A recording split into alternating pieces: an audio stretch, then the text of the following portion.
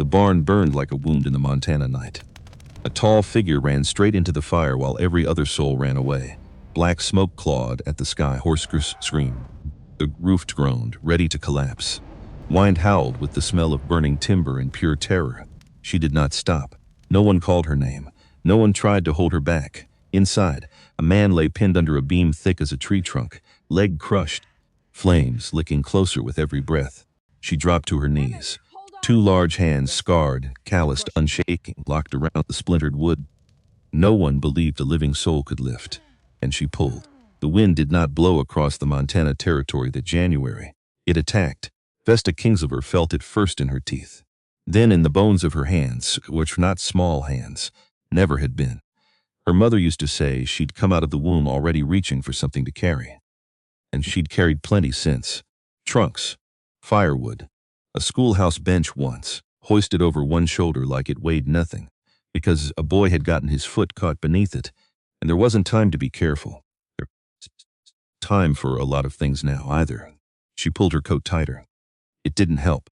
The coat had been made for a woman half her size, and she'd let out every seam twice, and still the sleeves stopped short of her wrists, and still the wind found the gap and bit down, like it had been waiting all day just for her. 6 miles behind her sat the town of Larkspur Hollow, or what used to be, before it decided it didn't want her in it anymore. She tried not to think about the schoolhouse, failed, the way she always failed when she told herself not to think about something, because the mind was a mule, and it went exactly where you told it not to go, out of spite, or maybe just because that's what minds did. She saw it anyway. The chalk dust, the rows of children's faces turned up toward her like sunflowers. The way little Alma Pruitt had once told her, with the flat honesty only a 7-year-old could manage, that Miss Kingsolver was the tallest person she ever seen in her whole entire life, taller even than her own papa, and wasn't that just the most wonderful thing? It had been, for a while, wonderful. And then Mr. Braddock's fist, raised over Widow Lucy Marsh in the middle of Main Street, in front of God and the mercantile and half the congregation. Nobody moving, nobody stepping forward, except her. She hadn't thought. That was the thing nobody understood, no matter how many times she tried to explain it. There hadn't been a thought at all, just her body moving, her hand closing around his wrist by force of fist landed, and then the sound, that terrible wet stick sound of a bone giving way. He'd screamed like she'd murdered him. She hadn't broken his arm because she was strong. That's not how anyone in town told it, after. They told it like she'd wanted to. Like some devil in her had been waiting for an excuse. 25 years old, and every single one of those years had taught her the same lesson twice over. That a woman built like a barn door learns early, that people flinch first and ask questions never.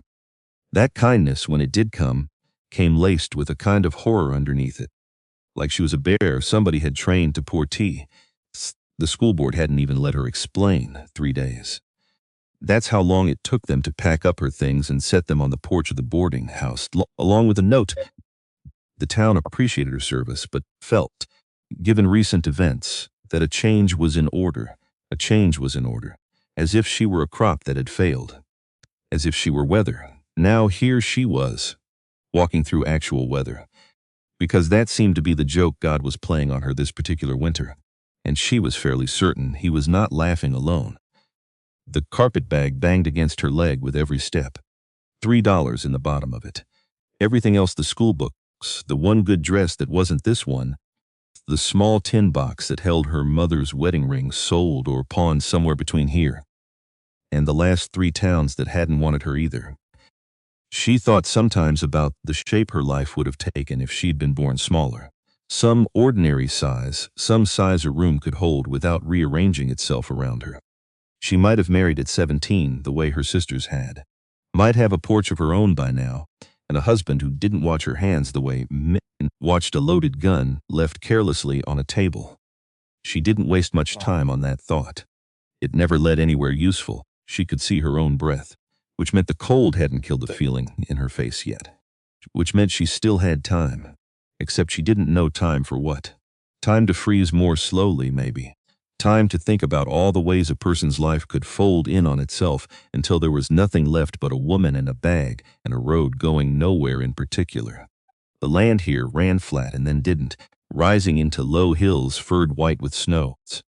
And somewhere beyond them, the mountains stood like a held breath, gray-blue and patient, watching her the way mountains watched everything without judgment, without mercy, without any opinion at all about whether a woman survived the night. She almost didn't see the gate. It rose up out of the white like something imagined. Iron, black against the snow, swung half open like it had given up trying to keep anyone out. Beyond it, a long drive, and beyond that she squinted smoke. A thread of gray climbing up out of a chimney into a sky that had no business being that dark at 4 in the afternoon. Somebody lived there. Somebody with a fire. Her feet decided before her mind did. That was becoming a habit, she noticed. Her body making choices and her thoughts scrambling to catch up, always a few steps behind, always arriving out of breath. The house came up out of the storm like a ship. 2 stories. Real glass in the windows, which told her plenty about who lived here, because glass wasn't cheap and glass wasn't for who counted their penny twice before spending them. Light spilled yellow and warm from downstairs, and for one long moment Vesta simply stood there in the yard with the snow gathering on her shoulders like a shawl she hadn't asked for, and let herself want something she had no right to want. Warmth. That was all. Just warmth. Until the door opened. He filled it the way a doorway gets filled by someone who was clearly never meant to duck through anything smaller. Vesta had grown up around big ranch men, mostly men built by hard winters and harder work, but there was something different in the way this one held himself steady. Like a fence post that had been there so long the wind had simply stopped trying. He didn't gasp. She watched for it. She always watched for it, that half-second flinch people got, the little intake of breath before they caught themselves, before their manners arrived to paper over the moment. He didn't have it. He just looked at her. Really looked. The way you'd look at weather rolling in, trying to figure out how bad it was going to get. "You lost," he called out, not a question. His voice carried easy across the yard, low, like it had never needed to be raised in its life.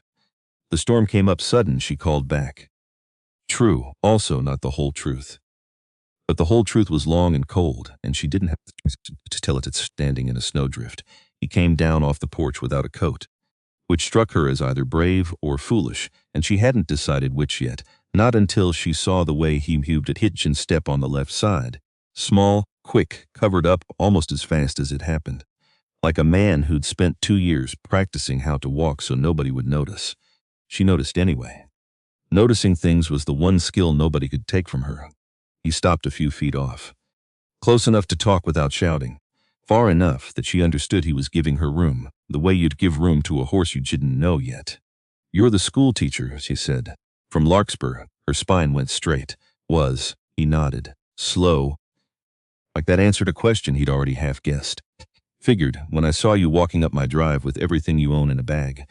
Heat crawled up her neck, despite the cold. Was she that obvious?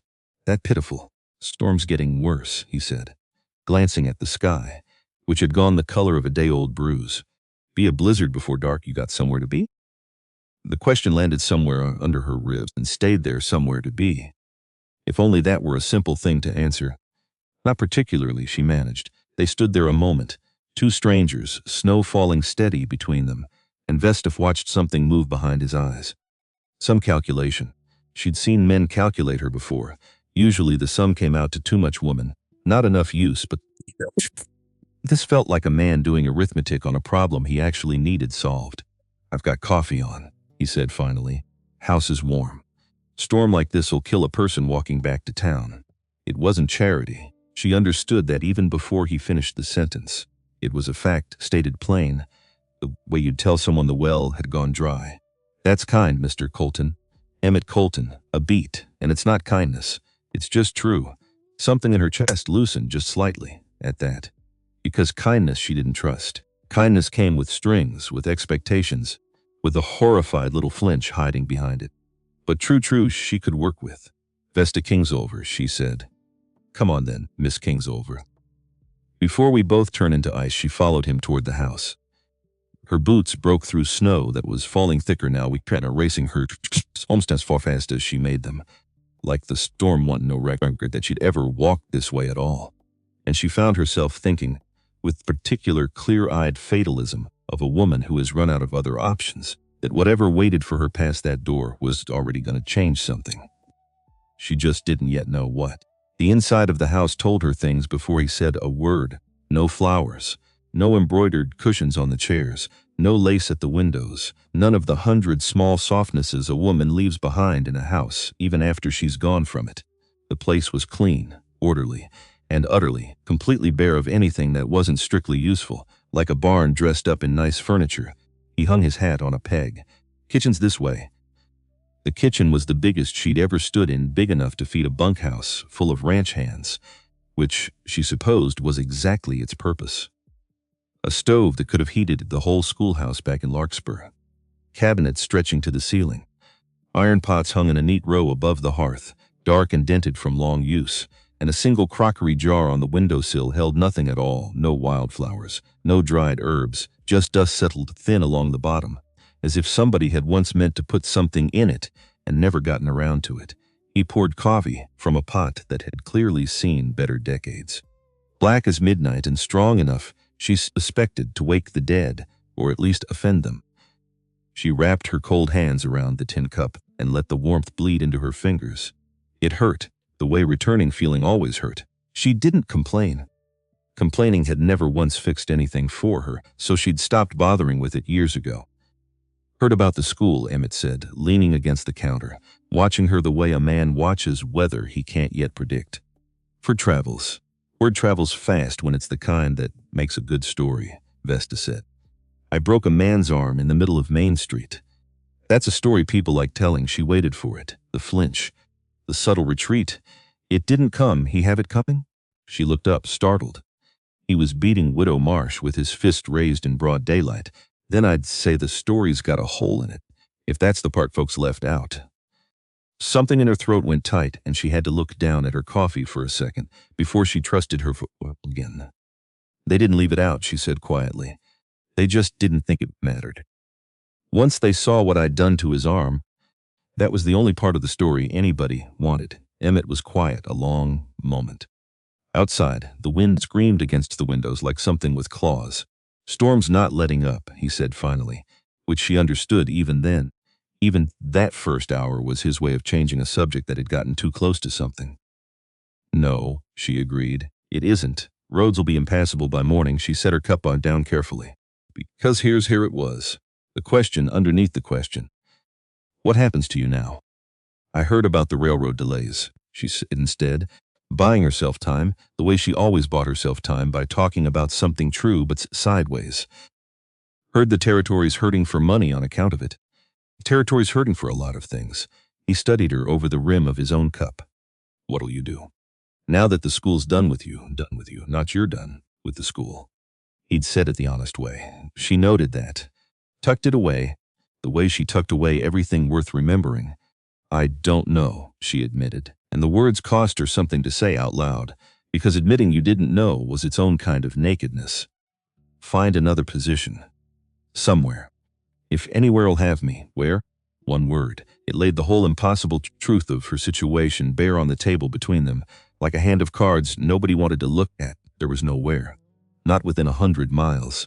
Not for a woman alone, with no family, no money for the stage, and a reputation that rode ahead of her into every town before she'd even arrived. I don't know that either, she said. He didn't answer right away. He crossed to the window instead, and stood there a moment looking out at the whiteout, hands loose at his sides, and Vesta found her study of his shoulders, the way she'd once studied a schoolroom of 40 children on the first cold morning of autumn, looking for who was steady, who was worried, who was hiding something under a calm face, because that was the only face they knew how to make. He was hiding something. She was almost sure of it. Just didn't know what yet. You married? He asked, still facing the glass. No, engaged? Not anymore. The word came out flatter than she meant it to. Man I was courting decided a schoolteacher without a school wasn't worth the trouble of a wedding. Told me so himself, plain as you're telling me about the roads. Emmett turned back around. Something had shifted in his face, subtle, the kind of shift she'd have missed if she hadn't spent 3 years learning to read the smallest tells on the smallest faces. His mistake, kind of, you say? Wasn't kindness, he said. Told you already.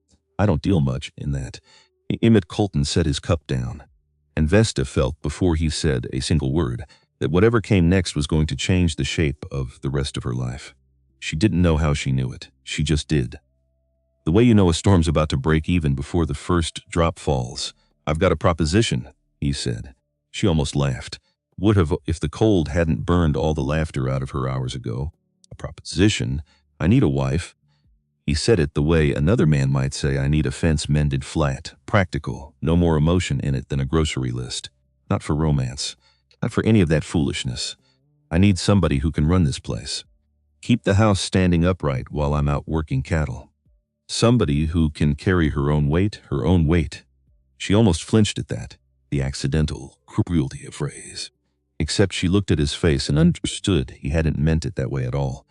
He'd meant it exactly as plain as it sounded. Somebody strong, Mr. Colton, I hardly know you. What's to know? I'm a decent man. I pay my debts. I don't drink past sense, and I've never raised a hand to a living soul ball that didn't have it coming. I've got this free and clear. Money in the bank and more cattle than I can rightly manage alone this winter. This winter. There was a hitch in that, too small as the hitch in his walk, and she wondered briefly, and then pushed the wondering aside because it wasn't her business yet. What exactly alone was costing him? You don't even know if I can cook, she said. Can you? Passably. Passably's more than I've had in 2 years. A pause. Something crossed his face, there and gone, quick as a cloud shadow on a field. It wouldn't be a real marriage. Separate rooms. Separate lives, mostly. 2 people helping each other through a hard patch is all. Outside, the wind shrieked against the glass like it had opinions about the conversation. Vesta thought of the $3 silver in her pocket. Thought of the 6 miles of frozen road behind her, and the 100 more ahead of her, toward nowhere in particular. Thought about waking up in some ditch in April. Thought out enough for somebody to finally notice. Why me? She asked, because she needed to hear the answer. Needed to know if this was pity dressed up as opportunity, because she'd rather freeze honestly than be saved out of somebody's guilt. Emmett considered the question the way he seemed to consider everything slowly, like it deserved the effort. You're educated, he said. You're alone, which means you've got nothing pulling you toward town every other week. And he stopped. Started again. You're the only person I've met in 2 years who didn't look at me like I was something to be managed. Or pitied, she stared at him. I'm desperate enough to say yes, she said. Because someone had to say the true thing out loud, and it might as well be her. That's the real answer, isn't it? That's part of it, he said, not denying it. Just refusing to let it be the whole of it either. Doesn't make the offer less real. The brutal honesty of it took the air clean out of her lungs. No pretty words. No false promises dressed up as romance. Just the plain, cold truth of 2 desperate people doing arithmetic on a hard winter. I need time to think, she said. He nodded toward the window, where the world outside had gone the color of nothing at all. Storm's not going anywhere tonight. Neither are you. We can talk more come morning. He was right, of course. The decision had already half been made for her, by wind and snow, and a world that had run out of other options. He gave her a small room off the kitchen, meant, she guessed, for a housekeeper who'd never been hired. A narrow bed, a washstand, clean enough, better than anything she could have paid for herself. She sat on the edge of the bed and listened to the storm throw itself against the house, and she really tried to picture it. Waking every morning in a stranger's home. Cooking for a man who barely knew her name. Living as a guest in a life that would never quite be hers, but then she thought of the alternative, the cold, the hunger, the long, flat certainty of dying somewhere. Nobody would find her until spring thawed the ground enough to dig. Sometimes survival was the only thing that she knew that better than most people ever would. She'd been surviving her whole life, surviving her own size in a world that had decided, before she'd ever done a single thing to deserve it, that she was too much of everything. Too tall, too strong, too capable of harm just by existing in a room. She thought about her mother briefly, the way she sometimes did in the hollow hours when there was nothing else to occupy the mind. Her mother had been an ordinary-sized woman, gentle-voiced, the kind who fit easily into pews and doorways and the crooks of men's arms, and she had watched her daughter grow past her own shoulder by the age of 11 with an expression Vesta had never quite been able to name. Not fear, exactly. Something more like awe curdled slowly into worry. What is to become of a girl who grows like that? She'd overheard her mother say once to an aunt, thinking Vesta's asleep. What man will want a wife he has to look up to? She'd carried that sentence around for 14 years like a stone in her boot, small enough to ignore most days, sharp enough to remind her it was there whenever she forgot to watch her step. She pulled the quilt up to her chin and let herself, for one dangerous minute, imagine a life where none of that mattered, where a man looked at her hands and thought useful instead of dangerous. It was a foolish thing to imagine. She knew that even as she did it, she fell asleep anyway. Morning came gray and still, the particular silence that only follows a storm big enough to have opinions about the world.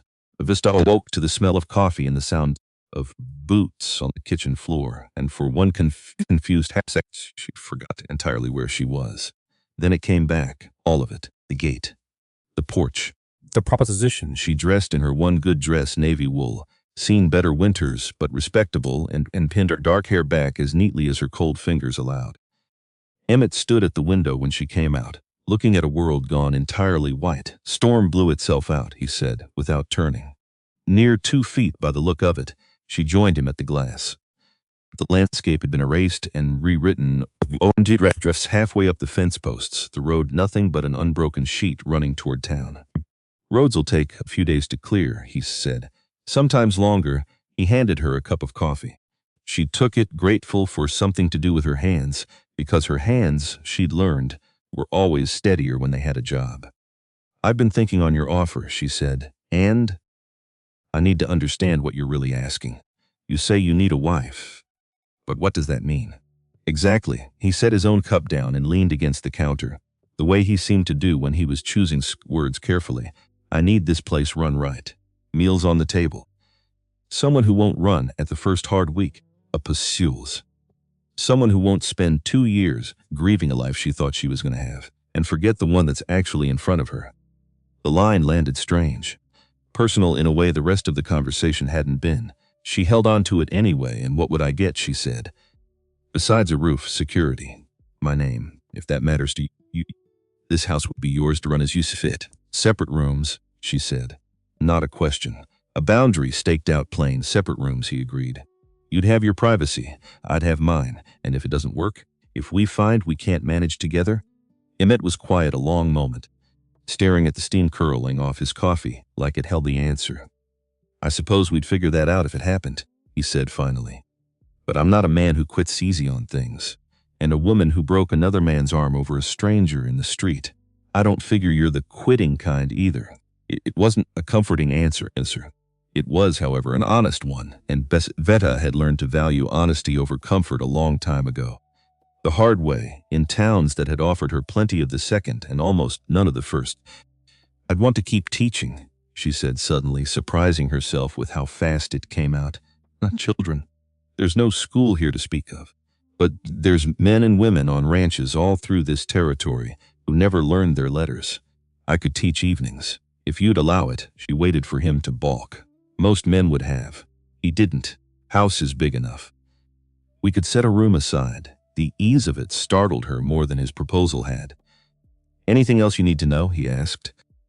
She thought of the $3 silver in her coat pocket, thought of the 6 miles behind her and the 100 ahead, thought of a life spent being flinched at, being managed, being pitied, and then she thought of a man who hadn't flinched. Not once, if I agreed, she said slowly. How soon would you want to? Soon as the road's clear enough for the preacher to get here, that fast. Storm like the one we just had. Folks around here learn not to wait on things. Weather doesn't ask permission. Neither does time. She looked at him for a long moment. Then she extended her hand, the way you'd seal a deal on cattle or land, because that, she understood, was exactly what this was. Then yes, she said, I'll marry you, Mr. Colton. He shook her hand. His grip firm, calloused, warm despite the cold kitchen. It felt like exactly what it was, a bargain, sealed. Welcome to the ranch, Miss Kingsolver, he said. Ann Vesta Kingsolver, 25 years old, alone in the world save for a stranger's handshake and a house with no flowers in it, felt something she hadn't felt in longer than she could remember. Not happiness. Not yet. Just the faint, unfamiliar sensation of ground under her feet that wasn't shifting. 3 days after the roads cleared, a circuit preacher named Whitcomb arrived at the Colton Ranch looking like a man who'd rather be facing the blizzard again than the ceremony ahead of him. "This is highly irregular," he said, not for the first time, adjusting his spectacles as he glanced between them. "Marriage is a sacred covenant, not a business arrangement." "With respect, Reverend," Emmett said, patient but immovable, "the marriage will be legal and binding. The reasons behind it are our own." The preacher's mouth pursed like he'd bitten something sour, but he opened his Bible because a legal marriage was a legal marriage, whether or not he approved of the arithmetic behind it. Vesta stood in her navy dress with a collar she'd fashioned herself from an old petticoat, and she found herself, strangely, more nervous than she'd expected to be. Not because of the vows. The vows were simple enough. Because she kept catching herself hoping foolishly, uselessly, that this might somehow feel like more than what it was. It didn't. The ceremony was brief, correct, entirely without warmth. When the preacher pronounced man and wife and looked expectantly at Emmett, there was a beat hesitation, a question passed silently between them, before he leaned down and pressed a chaste, formal kiss to her lips. It lasted less than a second. Vesta thought, exactly like the closing of a business ledger. "Welcome to the family," said the ranch hand, who'd come to witness a weathered older woman named Odalis Finn, who ran the neighboring spread with her husband and had the look of someone who found most human drama tiresome. "Mrs. Colton, Mrs. Colton." Vesta felt the name land strange in her chest. She was no longer Vesta Kingsolver, the schoolteacher run out of Larkspur Hollow for the crime of breaking a violent man's arm. She was somebody's wife now, mistress of one of the largest cattle operations in 3 counties. It should have felt like more. It felt mostly like waiting for the other boot to drop. That first week passed in a blur of small learnings. She learned the house room by room, cataloging it the way she'd once cataloged a new class of pupils. This cabinet stuck if you didn't lift the door slightly while pulling. That hinge on the back door needed oil. The well handle had a give in it that would throw your shoulder out if you weren't braced for it. She learned that Emmett rose before on with and that he left a second cup of coffee poured and cooling on the counter most mornings, as if some habit older than her arrival kept insisting on it. Though he never said whose habit it had been, she did not ask. There would be time for that, or there wouldn't. Either way, asking too soon felt like trespassing. The hands, 6 of them, living in the bunkhouse 100 yards off, regarded her the way men regarded weather they hadn't yet decided whether to trust. Careful, watchful, polite in the stiff, over-formal way of men who did not quite know where to put their eyes. Only Peter, the youngest of them, barely 19, seemed unbothered enough to actually talk to her, asking about the school books she'd unpacked into the spare room, whether she'd ever taught anybody to read who was already grown, whether it was different, teaching a man who already knew how the world worked, but not how the letters did. Not so different, she'd told him. Everybody starts the same place. Confused, and a little ashamed of being confused, he'd looked relieved to hear it.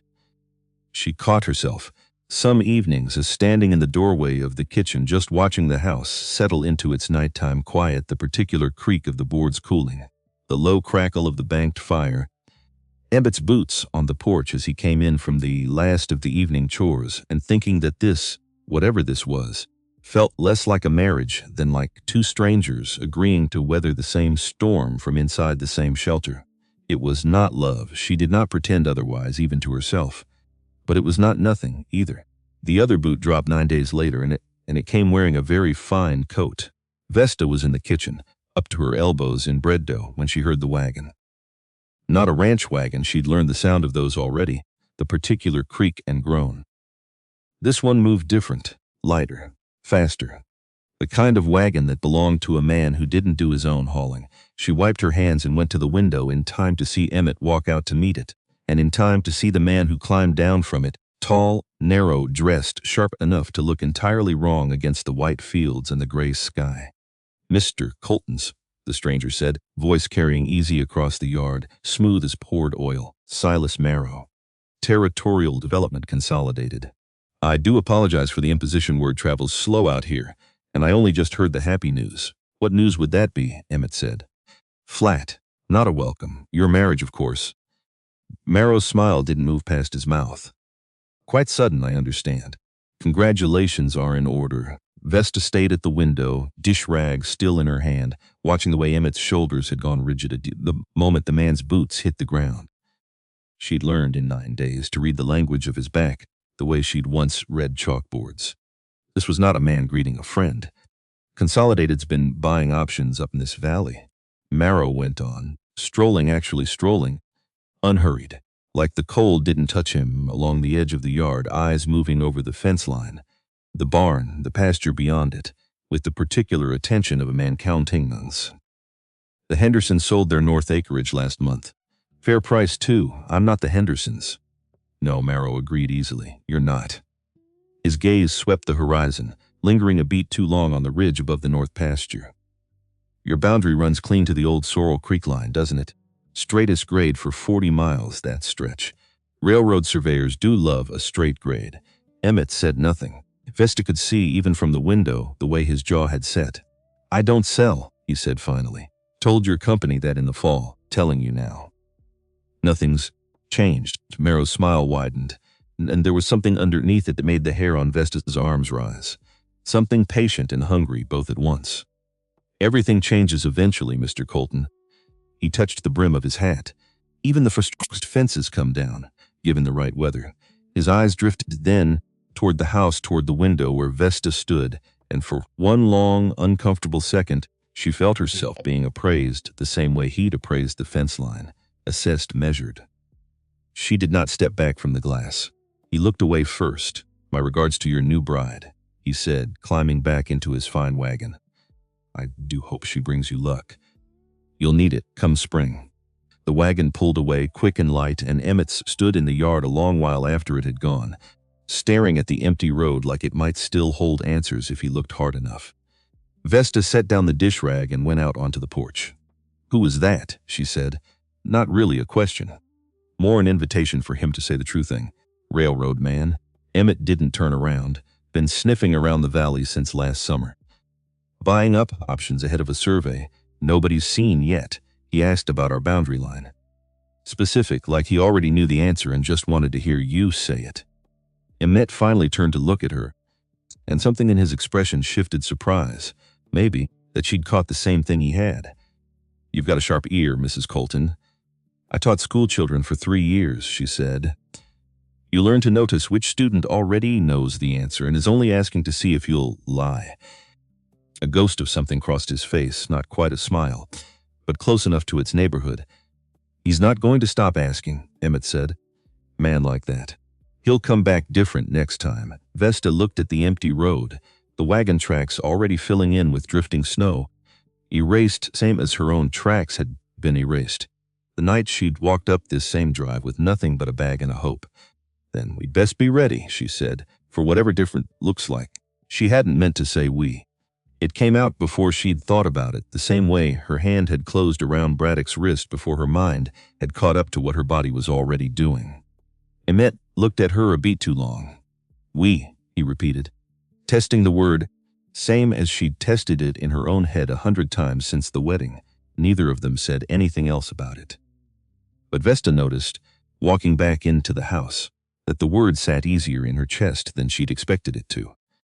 Church came that Sunday, and with it the second lesson Vesta would learn about her new life, that a wedding ring did not, in fact, buy a woman any peace at all.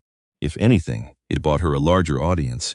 The wagon ride into Sorrel Creek was quiet, the wheels cracking through ruts of refrozen snow, and Vesta spent the whole of it with her hands folded tight in her lap, rehearsing a calm she didn't fully feel. She'd chosen the navy dress again. It was, she reflected grimly, becoming something of a uniform. The whispers started before her boots even touched the ground. That's her. The one from Larkspur broke a man's arm clean in two, I heard. Poor Emmett Colton. Grieving 2 years, and this is what he settles for. She kept her chin level, kept her spine straight, which, given her height, was not small to keep level, and she'd learned long ago that a straight spine was armor, the only kind she had. Inside the small wooden church, the Colton family pew sat toward the front, and Vesta felt every eye in the building find her the moment she sat down in it.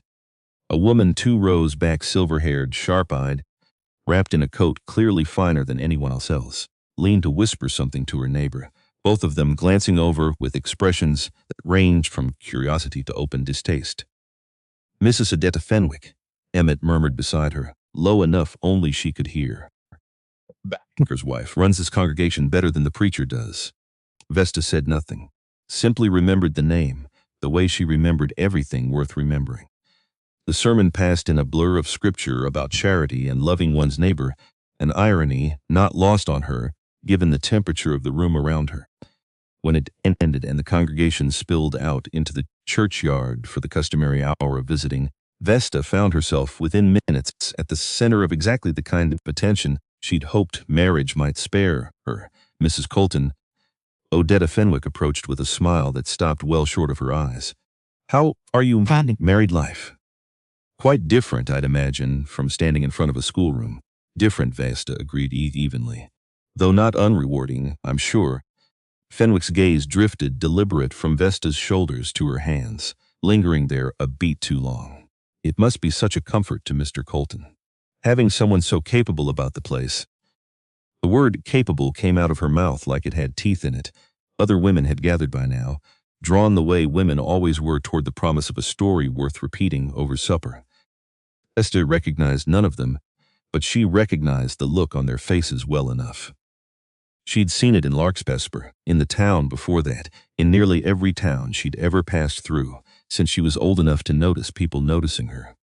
"We heard about the incident," said a younger woman, tone dripping with false sympathy. "In Larkspur. Terrible thing, breaking a man's arm like that." "It was," Vesta said. "Terrible that it needed doing at all." A ripple went through the gathered women. Not quite shock. More like the particular electric hush that comes right before somebody says something they can't take back. "Well." Fenwick's smile sharpened. "I do hope you'll manage to control that temperament now that you're a married woman." Emmett's had quite enough trouble without inviting more of it into his home, and there it was. The accusation dressed up as concern, the same one Vesta had heard her whole life in a dozen different mouths. "Your strength is a danger. Your strength is something that needs controlling." Something old and tired rose up in her chest. Not anger, exactly. Something steadier than anger. Something that had been building for 25 years and had finally, in this cold churchyard, found a floor solid enough to stand on. "Mrs. Fenwick," Vesta said, and her voice came out level, unhurried, the same voice she'd once used to quiet a schoolroom of 40 children with nothing but tone. A man raised his fist to a woman half his size in the middle of a public street. "I stopped him. That is the whole of what happened. If you'd like to spend your Sunday deciding whether that makes me dangerous or whether makes him the danger, I'd invite you to think carefully about which answer you're more comfortable with. Because I've noticed in every town I've lived that folks find it a good deal easier to be afraid of the woman who stopped the violence than the man who started it." Silence. Contritory churchyard silence, broken only by the wind moving through the bare branches overhead. Fenwick's mouth opened. Closed, she managed finally, color rising in her cheeks.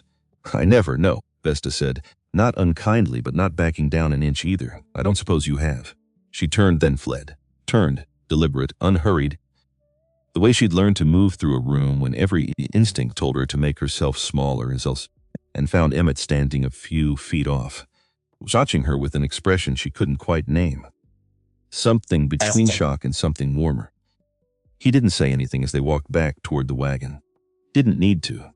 But when he helped her up onto the seat, his hand lingered on hers half a second longer than the task required. And Vesta felt that small, warm weight settle somewhere behind her ribs, right next to the place where the word we had already started making itself at home. "You didn't need rescuing back there," he said finally, once the wagon had rolled clear of the churchyard. "No." Vesta agreed, watching the frozen fields slide by, the sky above them a hard, clean blue after days of storm. "I don't believe I did. Most folks would have wanted it anyway." The rescuing, she thought about that. Thought about Braddock's wrist, and the schoolhouse, and every town that had run her out of it for the crime of being too much woman for its comfort. "I stopped waiting for rescue a long time ago, Mr. Colton," she said quietly. "Learned it doesn't come. So I learned to be my own." He was quiet a long while after that. Long enough that she thought the conversation had ended. "That railroad man," he said finally, eyes on the road ahead, voice gone low and careful. "Marrow. He's not going to let this valley alone. Not after what he said about the survey line, no, Vesta said. I don't imagine he will. There'll be trouble coming. Vesta looked out at the white fields stretching toward a horizon that gave nothing away, and felt, for the first time in longer than she could remember, something other than fear at the thought of trouble arriving. Then let it come, she said. I've survived worse than a man in a fine coat. Emmett glanced sideways at her, a long look, considering the kind of look a man gives something he's only just beginning to understand he underestimated. I'm starting to believe that, he said. The wagon rolled on toward the ranch, toward the empty house with no flowers in it, toward whatever waited for them both in the hard months ahead.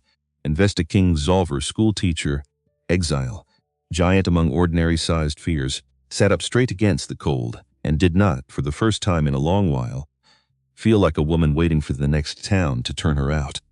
She felt, instead, like a woman who had finally found ground worth standing on, which was, she understood even then, exactly the feeling the world liked best to take away. Winter did not soften. It only changed its methods. By the second week of February, the storms had stopped screaming and started whispering instead, which Vesta was learning to trust even less. A screaming storm you could brace against. A quiet one crept up on you, buried the road under 6 inches before you noticed the sky had gone that particular shade of iron gray that meant trouble was already halfway to your door. She'd learned the rhythms of the house by then, learned which floorboard in the hallway groaned like an old man complaining and which one didn't, learned that the kitchen stove had a temperament all its own, sulky in the mornings, generous by noon, and prone to smoking if you didn't coax the damper just right. She'd learned, too, that Emmett Colton took his coffee black, that he ate fast and said little at breakfast, like a man who considered talking before sunrise a kind of extravagance he couldn't afford, that he favored his left leg most in the cold mornings and covered it so well. Most days she'd have missed it entirely if she hadn't been the sort of person who noticed things for a living. What she hadn't learned, what nobody in this house seemed willing to tell her, was anything real about Adeline. The dead wife remained a shape cut out of every room. Her hairbrush still sat on the dresser upstairs, a few strands of pale hair, still caught in the bristles like the woman herself might come back any morning to finish combing them out. Her dresses still hung in the wardrobe, fine wool and good silk, nothing like Vesta's plain cotton, which hung beside them, looking like a poor relation, come to visit and never quite leave. Not Emmett, not the Hands, not even Odalus Fenn, who Vesta had begun to suspect knew more than she let on and had simply decided, out of some old country loyalty, that the dead deserved their silence. It made Vesta feel, some nights, like a woman living in another woman's coat, warm enough, never quite the right fit. She didn't say any of that out loud. Saying it out loud would have made it a complaint, and complaints, she decided long ago, were a luxury for women who had somewhere softer to land. The evening classes had started on 8 because Emmett said, were the one night the Hands weren't too wrung out from the week to sit still for an hour. She hadn't expected anyone to come, which was foolish, she told herself later, because of course men came. Men who'd spent their whole lives signing their names with an X, because nobody had ever bothered to teach them different. Men who were tired of getting cheated on wages because they couldn't read the numbers on their own payslip. Men who wanted quietly, desperately, the same thing every one of her students back in Larkspur had wanted, to stop feeling small in a world that never let them forget it. 6 of them shows up that first Tuesday, crowded into the spare room Emmett had cleared out and fitted with the chalkboard he'd bought without asking her, without a word of warning from the mercantile in town. She'd stood in the doorway of that room and stared at the chalkboard a long moment before she trusted her voice. You didn't need to do this, she'd said. Didn't need to, Emmett had agreed, already turning to leave like the conversation embarrassed him.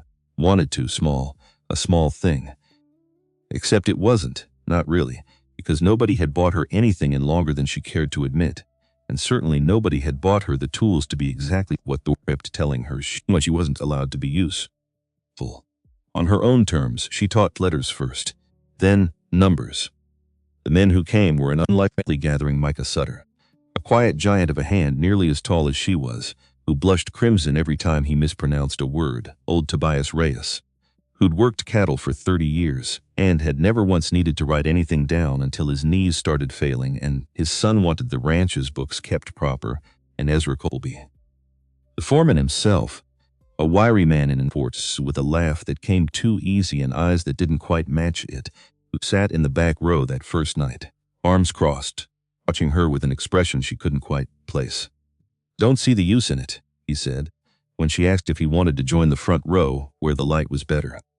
"Been running numbers in my head 30 years, without a chalkboard telling me how." "Suit yourself," Vesta said, and didn't push. Pushing never worked on men like that. You had to let them come around in their own time, or not at all. She noticed, though, kept it quiet, same as everything else she never let go of, because there was something about the way Ezra Colby watched the room, not the chalkboard, not her, but the room, the men in it, like he was counting something that had nothing to do with arithmetic that snagged in her mind and refused to work itself loose. Over the following weeks, the class grew steadier.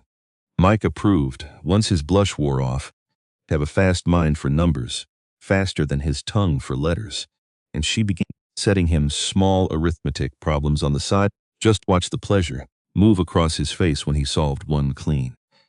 Tobias never did take to reading with any real ease, but he took fierce, quiet pride in being able to sign his own name at last, instead of an X, and he practiced it on scraps of paper he kept folded in his shirt pocket, showing them to anyone who'd sit still long enough to admire the work. Ezra kept his distance from all of it in the back row, arms crossed. He came every week. He never once picked up the chalk. The ledgers came to her by accident. That was the truth of it, later, when she tried to explain how it had all started, not with suspicion, not with some clever scheme to catch a thief, but with a rainy Thursday and a stack of paper Emmett had left on the kitchen table because his study was too cold to sit in comfortably that week. "Mind if I look these over?" she'd asked, while the bread's rising. "I'm no use standing here, watching Doe do nothing." Emmett had glanced up from his coffee, surprised. "You know figures?" "I taught arithmetic to 40 children a year for 3 years running," Vesta said.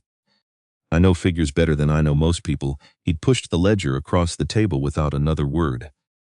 That should have told her something, she thought later. The ease of it, the absence of hesitation. A man who trusted a woman he'd known 8 weeks with the full accounting of his life's work. No questions asked. She hadn't thought much of it that first afternoon. Just numbers, feed costs, wages, the price of nails and rope, and the dozen small expenses that kept working ranch from falling apart at the seams.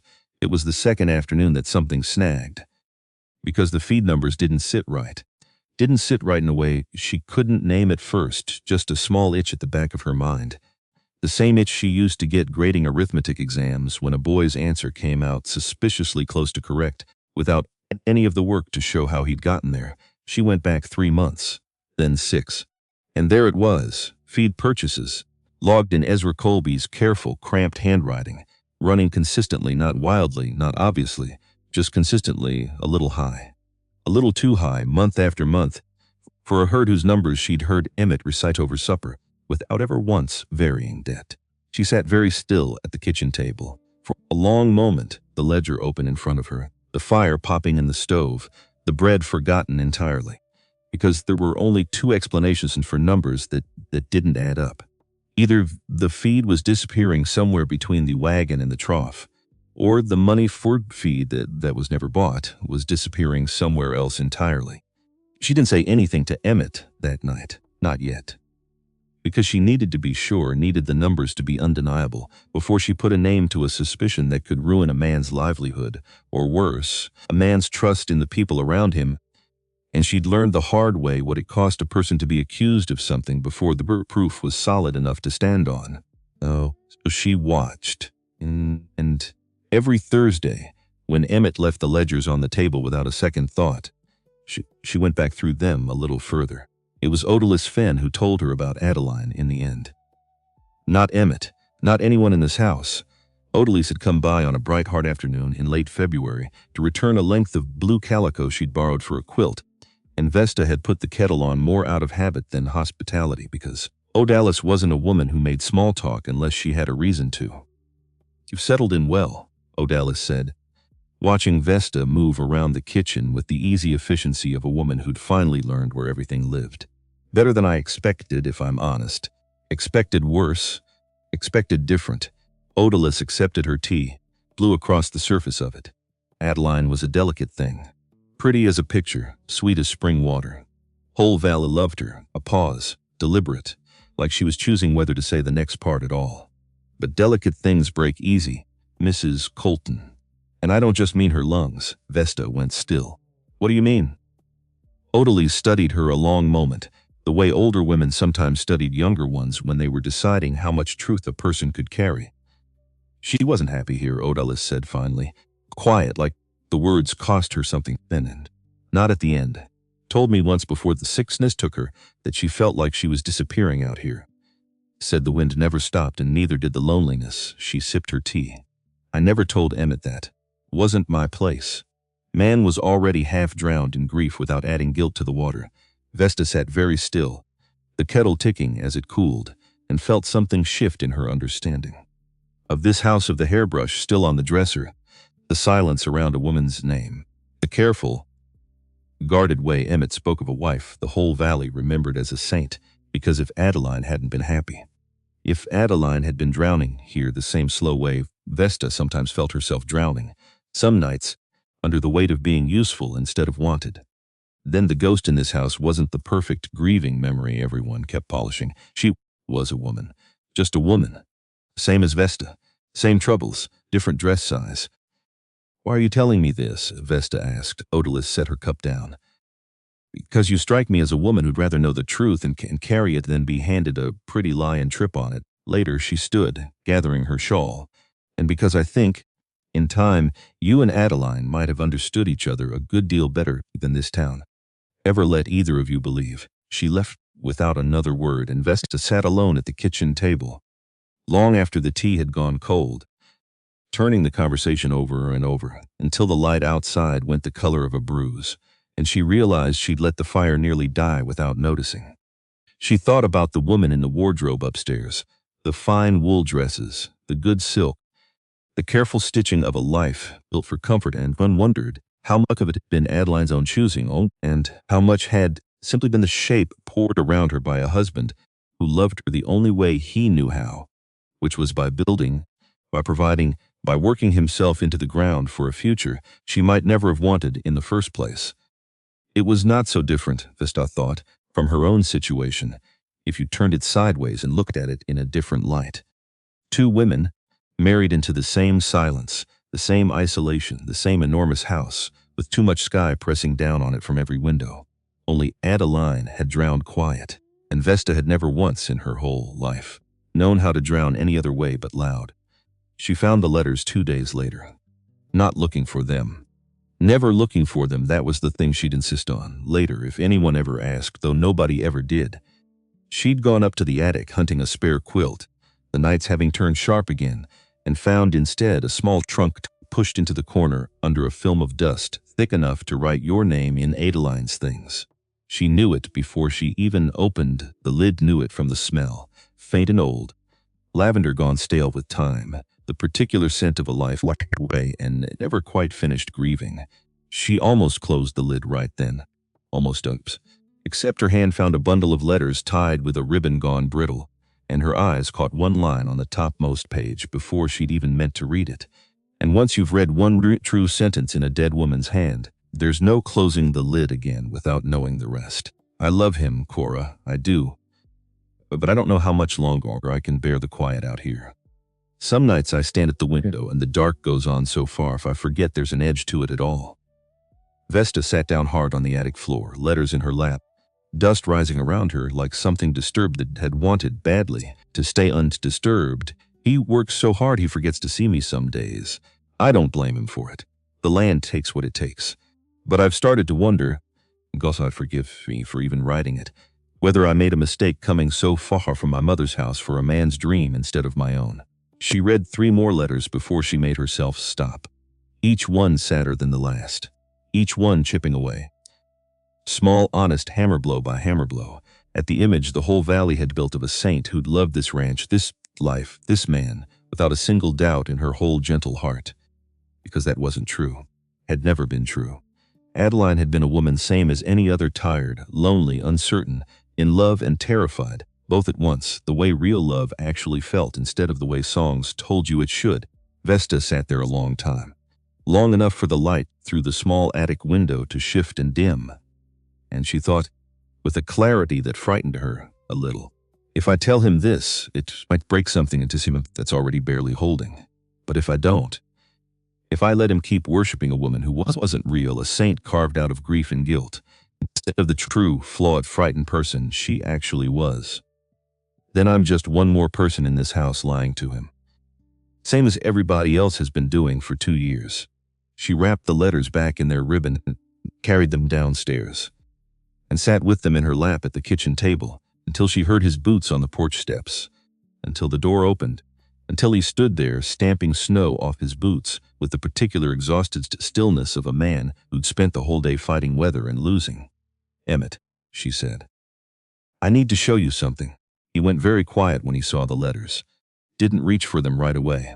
Just stood in the doorway, hat still in his hand, staring at the bundle like it might bite him. "Where'd you find those, Attic?" "I wasn't looking. I was after a quilt." He crossed the kitchen slowly, sat down across from her like his legs had suddenly stopped being able to hold the rest of him up. "You read them, some."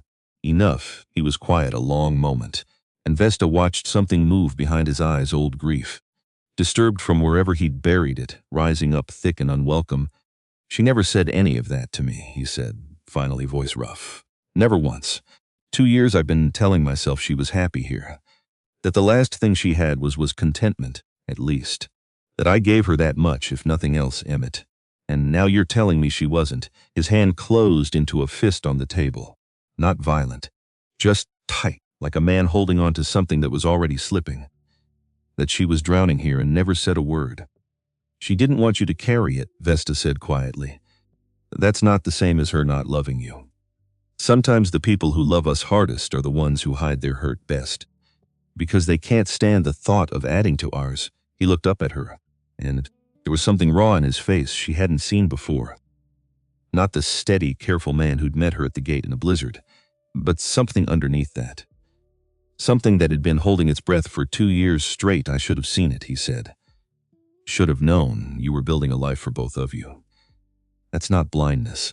That's just being a man, trying to do right, and missing the parts that don't announce themselves loud enough to hear over the work." He didn't answer that. Just sat there staring at the bundle of letters on the table between them, and Vesta understood watching him that she'd handed him something he'd need weeks, maybe longer, to finish grieving properly. Not Adeline's death, something worse. The death of the version of Adeline he'd built to survive her death with. "Why'd you show me?" he said finally. "Because you deserve the true woman," Vesta said, "not the saint the valley keeps polishing." She was real, Emmett, scared and lonely and still trying.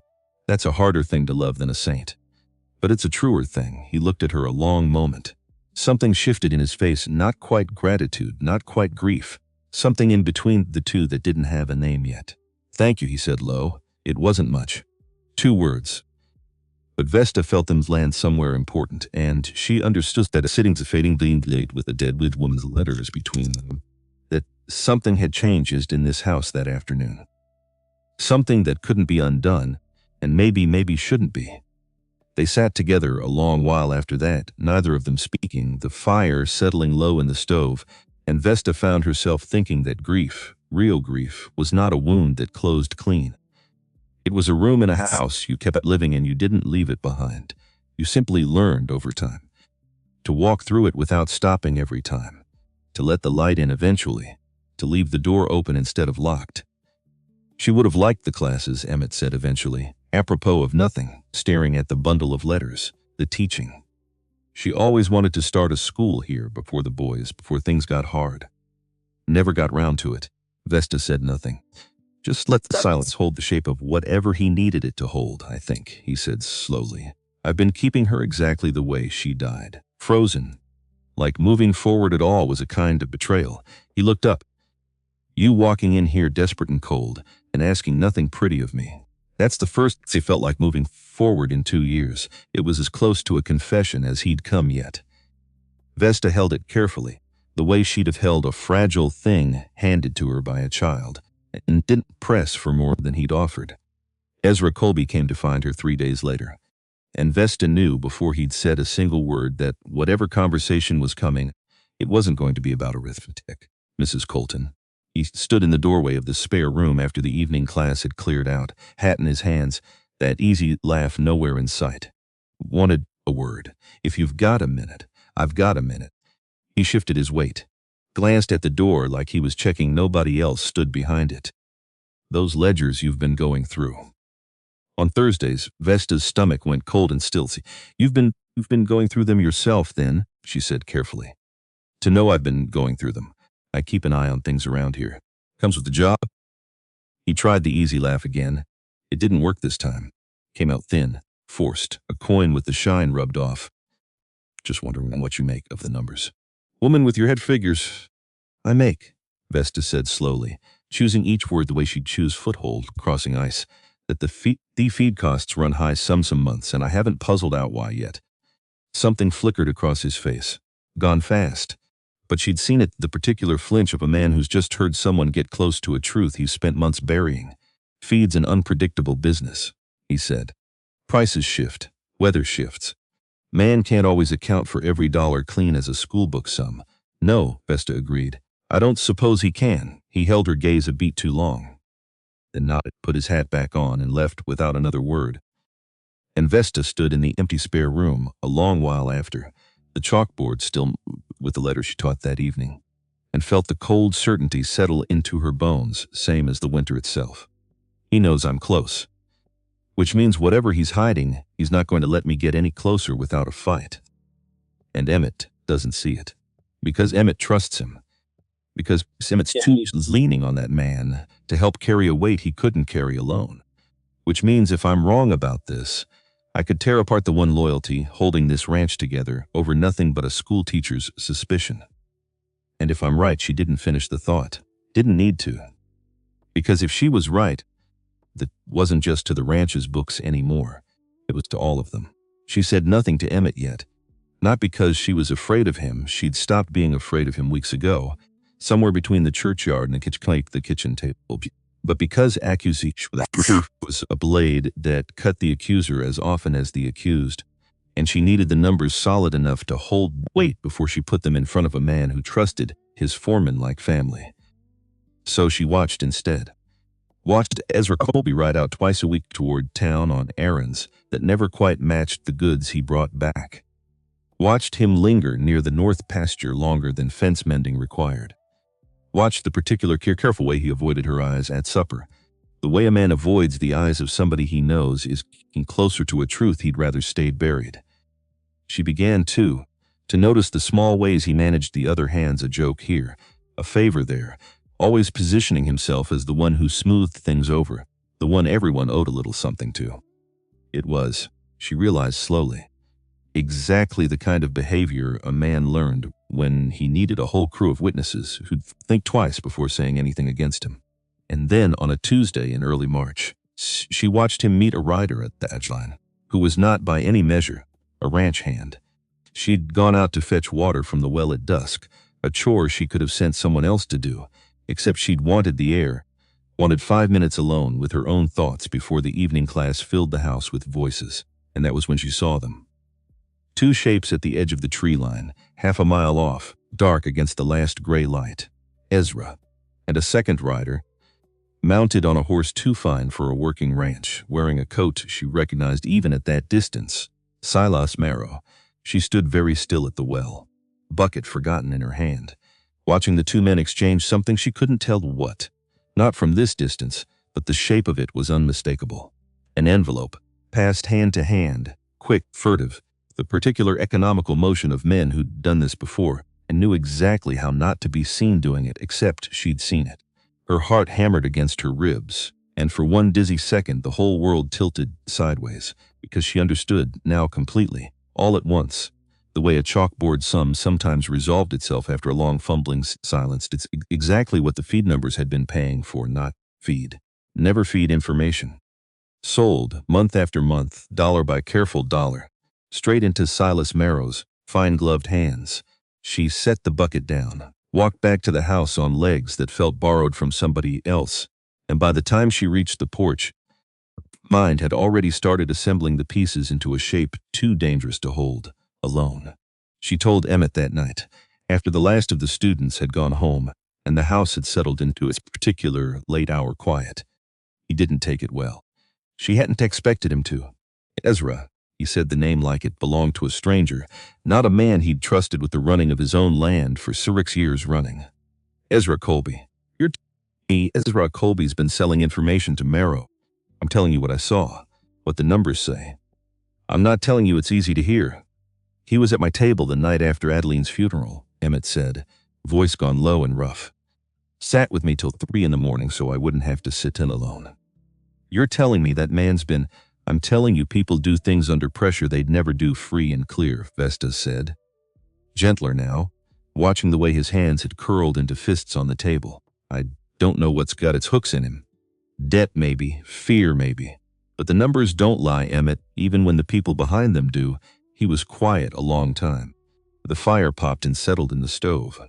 Outside tide had picked up again. The steady moan against the windows, the particular sound Vesta had learned meant weather building somewhere out past the ridge.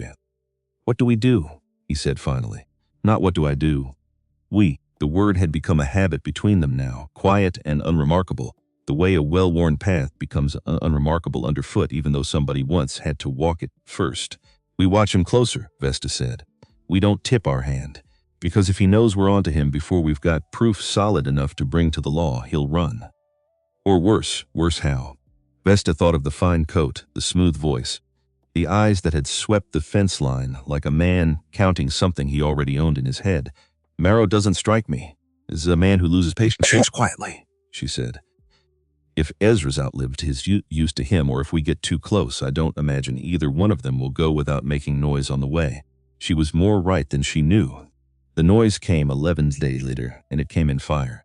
Vesta woke to the smell of it before she woke to the sound smoke, sharp and wrong in the middle of a cold night, curling in under her door and pulling her up out of sleep with a jolt that felt like falling.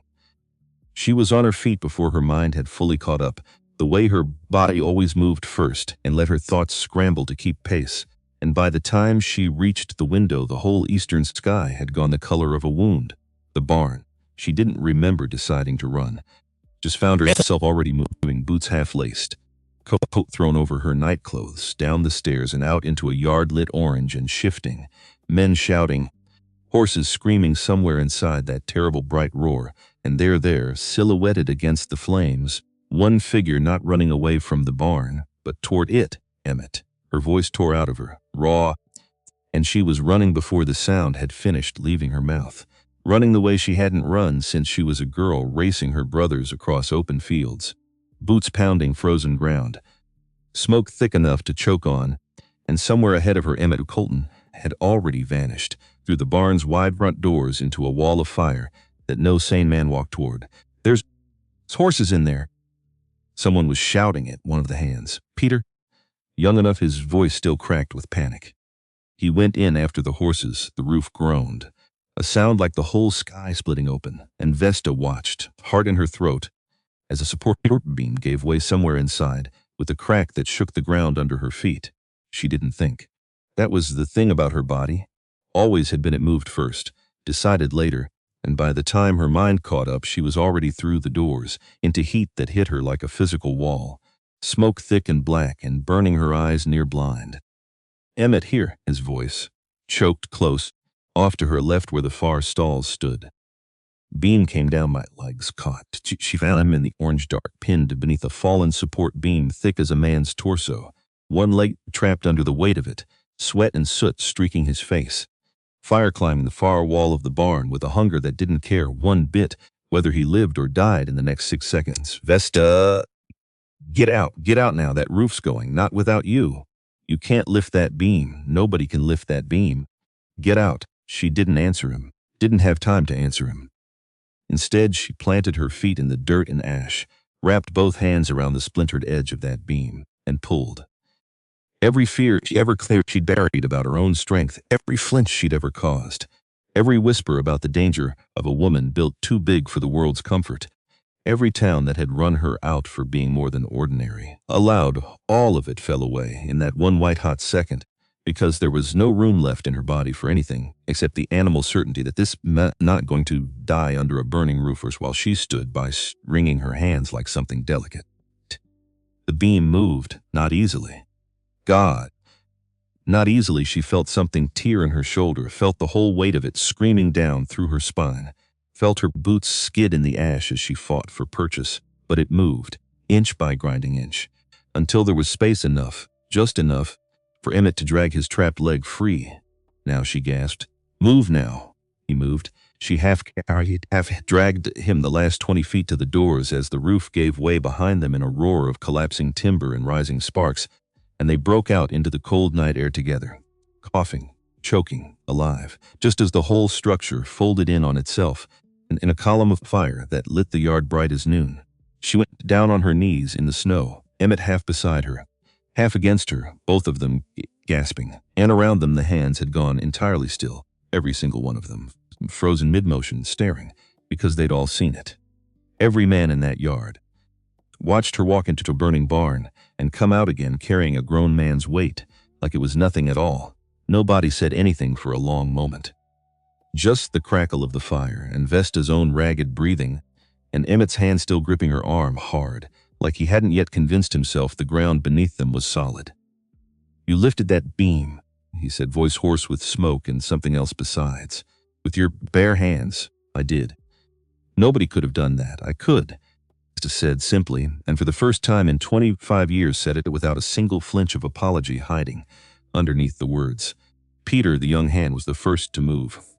Crossed the yard slow, careful, the way you'd approached something you weren't entirely sure was safe to approach, and stopped a few feet off, staring at her with an expression she recognized. She'd seen it 100 times. The flinch, the fear. Except it wasn't fear this time. It was something closer to awe, ma'am, he said, hat coming off his head without him seeming to notice he'd done it. I ain't ever seen anything like that in my whole life. Vesta didn't know what to say to that. 25 years of people looking at her like a danger, and now here was a boy looking at her like a miracle. And she didn't have the first idea which reaction frightened her more. They lost 11 horses. Would have lost more, would have lost Emmett, would have lost everything if she hadn't moved the way she'd moved. Fast and certain, and without a single thought spared for what anyone standing in that yard would think of her afterward. The barn burned to its foundation before the bucket lines could do more than keep the fire from spreading to the house. By dawn, what remained was a black skeleton of timber, smoking against a sky gone, the pale, exhausted gray of morning after disaster, and the whole ranch stood around it in a kind of stunned, ash-streaked silence. Emmett's leg wasn't broken, bruised bad, the muscle wrenched, but not broken. A mercy nobody in that yard was inclined to take for granted, given how close the alternative had come to being far worse. Vesta sat with him on the porch steps as the sun came up, a blanket around both their shoulders, her hands raw, blistered, aching clean up into her shoulders, loose around a cup of coffee. She didn't have the strength yet to drink. You could have died, Emmett said. Not the first time he'd said it that morning. Wouldn't be the last. So, could you? I went in for the horses. You went in for me. Seemed the more urgent problem, Vesta said. And something in her voice must have carried more than she meant it to, because Emmett turned to look at her, slow, careful, like a man finally seeing clear through smoke that had been hanging between them for weeks. Vesta, her name quiet, careful. I've spent 2 years telling myself I didn't need anybody, that I could run this place alone, grieve alone, carry the whole weight of it myself, because that's what a man does. He looked out at the smoking ruin of the barn, then back at her. I don't believe that anymore. Haven't for a while now, if I'm honest. But last night made it a fact I can't argue my way around. Her throat had gone tight. Emmett, you walked into fire for me, he said. Nobody's ever done that. Not once in 36 years has a single soul walked toward danger for my sake, instead of away from it. I wasn't going to lose you, Vesta said. And the words came out rougher than she intended, honest into a way she hadn't planned on being. Not yet, not this soon, not to a beam, not to anything. I've lost too much already, Emmett Colton, and I'll be damned if I stand by and lose one more thing I've only just started to. She stopped herself. because the sentence had a word coming at the end of it that she wasn't ready to say out loud, not with ash still in her hair and blisters still raw on her palms. Emmett didn't push her to finish it, just reached over, slow, and took her ruined hand in both of his, careful of the blisters, careful the way you'd handle something precious. "Thank you," he said, "for coming in after me." "Thank you," Vesta said back, "for not flinching when I came out." They sat there a long while, the sun climbing pale and cold over the ruined barn, the smell of smoke still hanging thick in the air, and somewhere behind them the hands had begun, quiet at first and then not so quiet, to talk among themselves about what they'd seen. That night a woman built like no woman they'd ever known, walking into fire like it was nothing, carrying a grown man out on nothing but her own 2 arms and a will that didn't know how to quit. By noon, half the county would have heard some version of this story. By evening, most of it would even be true. The gossip that spread through Sorrel Creek in the days after the fire didn't sound anything like the gossip that had followed Vesta out of Larkspur Hollow. And that alone was enough to leave her feeling unmoored.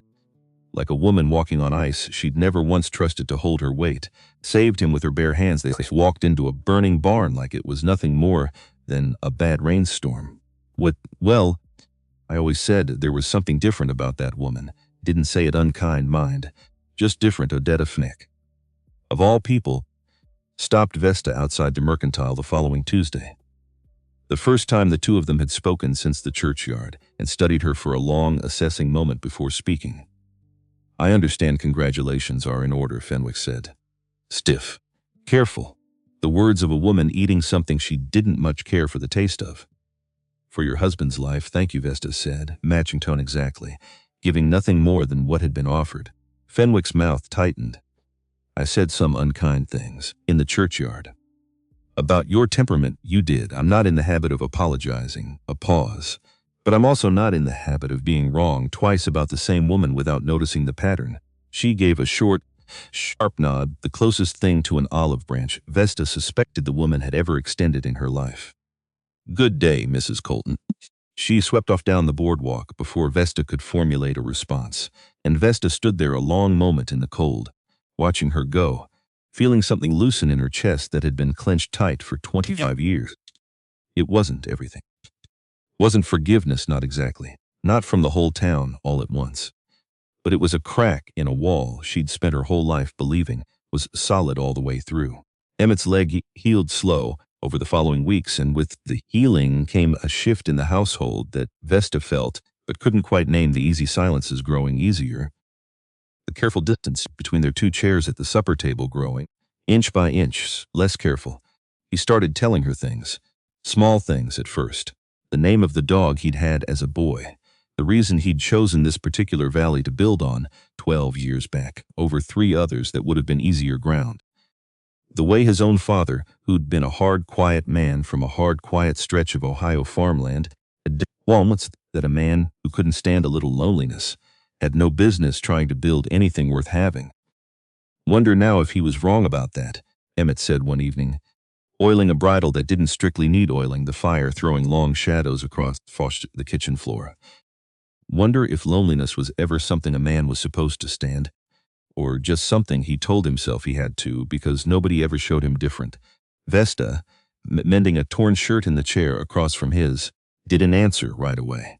Some things didn't need answering. They just needed room to sit in the air a while. Then one evening in late March, sitting by the fire while she mended and he oiled, he told her something bigger. "I haven't visited her grave in 4 months," he said, not looking up from the leather in his hands. "Used to go every week, then every month. Now," he shook his head, "now I go and I don't know what to say to her anymore. Not since the letters." Vesta set her mending down. "What would you want to say if you knew how?" He was quiet a long time. The fire popped. Outside, the last of the winter wind moved soft against the windows, gentler now than it had been in weeks, like even the weather had begun to soften alongside them. "I'd want to tell her I'm sorry," he said finally. "I built her so far out here she drowned quiet in it, and I never once heard her calling for help." He looked up, and his eyes in the firelight held something rawer than Vesta had seen from him yet. "And I think I'd want to tell I found somebody who doesn't drown quiet." Somebody who calls out loud enough the whole valley hears it and doesn't apologize for the noise. Vesta's breath caught somewhere in her chest. Emmett? I'm not asking you for anything, he said quickly, gentle, careful, the way he'd been careful with her ruined hands the morning after the fire. I know what we agreed to. Separate rooms. A practical thing. I'm not looking to break that arrangement without you wanting the same. And if I did want it broken? The words came out of her before she'd fully decided to say them. Quiet, uncertain, more honest than she'd let herself be in longer than she could remember. What then? Emmett set the bridle down, looked at her a long moment across the small distance between their two chairs, a distance that had felt like a mile 8 weeks ago and now somehow felt like nothing at all. Then I'd say, he said slowly, that a man who once thought he'd never want anything again, after losing the first thing he loved, that man might have been wrong about a good many things. Neither of them moved to close the distance. Not that night. Something in the moment felt too fragile for hurrying, too new to rush, like a bridge only half built over a river that still ran cold and fast beneath it. But something had shifted. Vesta felt it settle into the room alongside the firelight, warm and unmistakable, and she understood sitting there with her mending forgotten in her lap that, whatever this marriage had started as, it was not going to end there. They fell, in the days after, into a new kind of rhythm, neither of them named out loud. He began finding reasons to be near her, in the evenings mending a bridle at the kitchen table, instead of the barn office, walking the students out after class, instead of going straight to bed. She began, without quite decided to, saving him the last of the good coffee, the corner piece of cornbread, small offerings that meant nothing and everything at once, Micah Sutter. Watching the two of them across the spare room one Tuesday evening, leaned toward Tobias with the particular grin of a man who had noticed something he wasn't going to say out loud in front of the boss. And Tobias, following his gaze toward where Emmett stood a little too close to the doorway, watching Vesta work through a lesson, shook his head and smiled down at his slate. None of it was spoken. All of it was known. Ezra Colby's trail came faster than Vesta expected, and it came dressed as an emergency late April, a Thursday, and word arrived at the ranch by a breathless rider that a fever had struck the Hendersons' place, 2 farms over 3 of their hands down bad. The family asking for any spare help the valley could send. I'll ride out, Ezra offered, quick, too quick, already reaching for his coat. Take a couple hands. Won't be gone more than a day or 2. Emmett agreed without a second thought. Why wouldn't he? It was exactly the kind of neighborly errand ranch families ran for each other every hard season. And Ezra had run a dozen just like it over the years without a single word of complaint. But Vesta watched him ride out that afternoon, and something about the set of his shoulders too stiff, too deliberate, a man performing routine instead of living it, sagged at her sames, as it had the night she'd watched him meet Marrow at the tree line. She said nothing to Emmett. Not yet. Just watched and waited, and 2 days later, when Ezra returned with 2 hands who claimed, when quietly and separately asked, that they'd spent barely half a day at Henderson's place before being sent home early, the rest of the time unaccounted for entirely, Vesta understood that whatever Ezra Colby had actually been doing those 2 days, it hadn't involved a single sick neighbor. She found her answer 3 nights later in the ledger in a fresh entry logged in his cramped, careful hand, a supply purchase, dated the same days he'd claimed to be at the Hendersons, for goods that had never once arrived at the ranch, the proof, finally solid enough to stand on. She brought it to Emmett that night, laid the full amount out across the kitchen table. Months of discrepancies. The meeting at the tree line she'd witnessed herself, the false errand and its fabricated purchase, and watched his face go through something she imagined must have felt, from the inside, like watching a familiar room catch fire around him. 2 days, he said finally, voice flat with a kind of exhausted disbelief. He lied about 2 full days. While pretending to help sick neighbors, I think, Vesta said carefully, he was meeting Marrow again, reporting something. I don't know what yet. Emmett's jaw worked. The survey lines, boundary markers.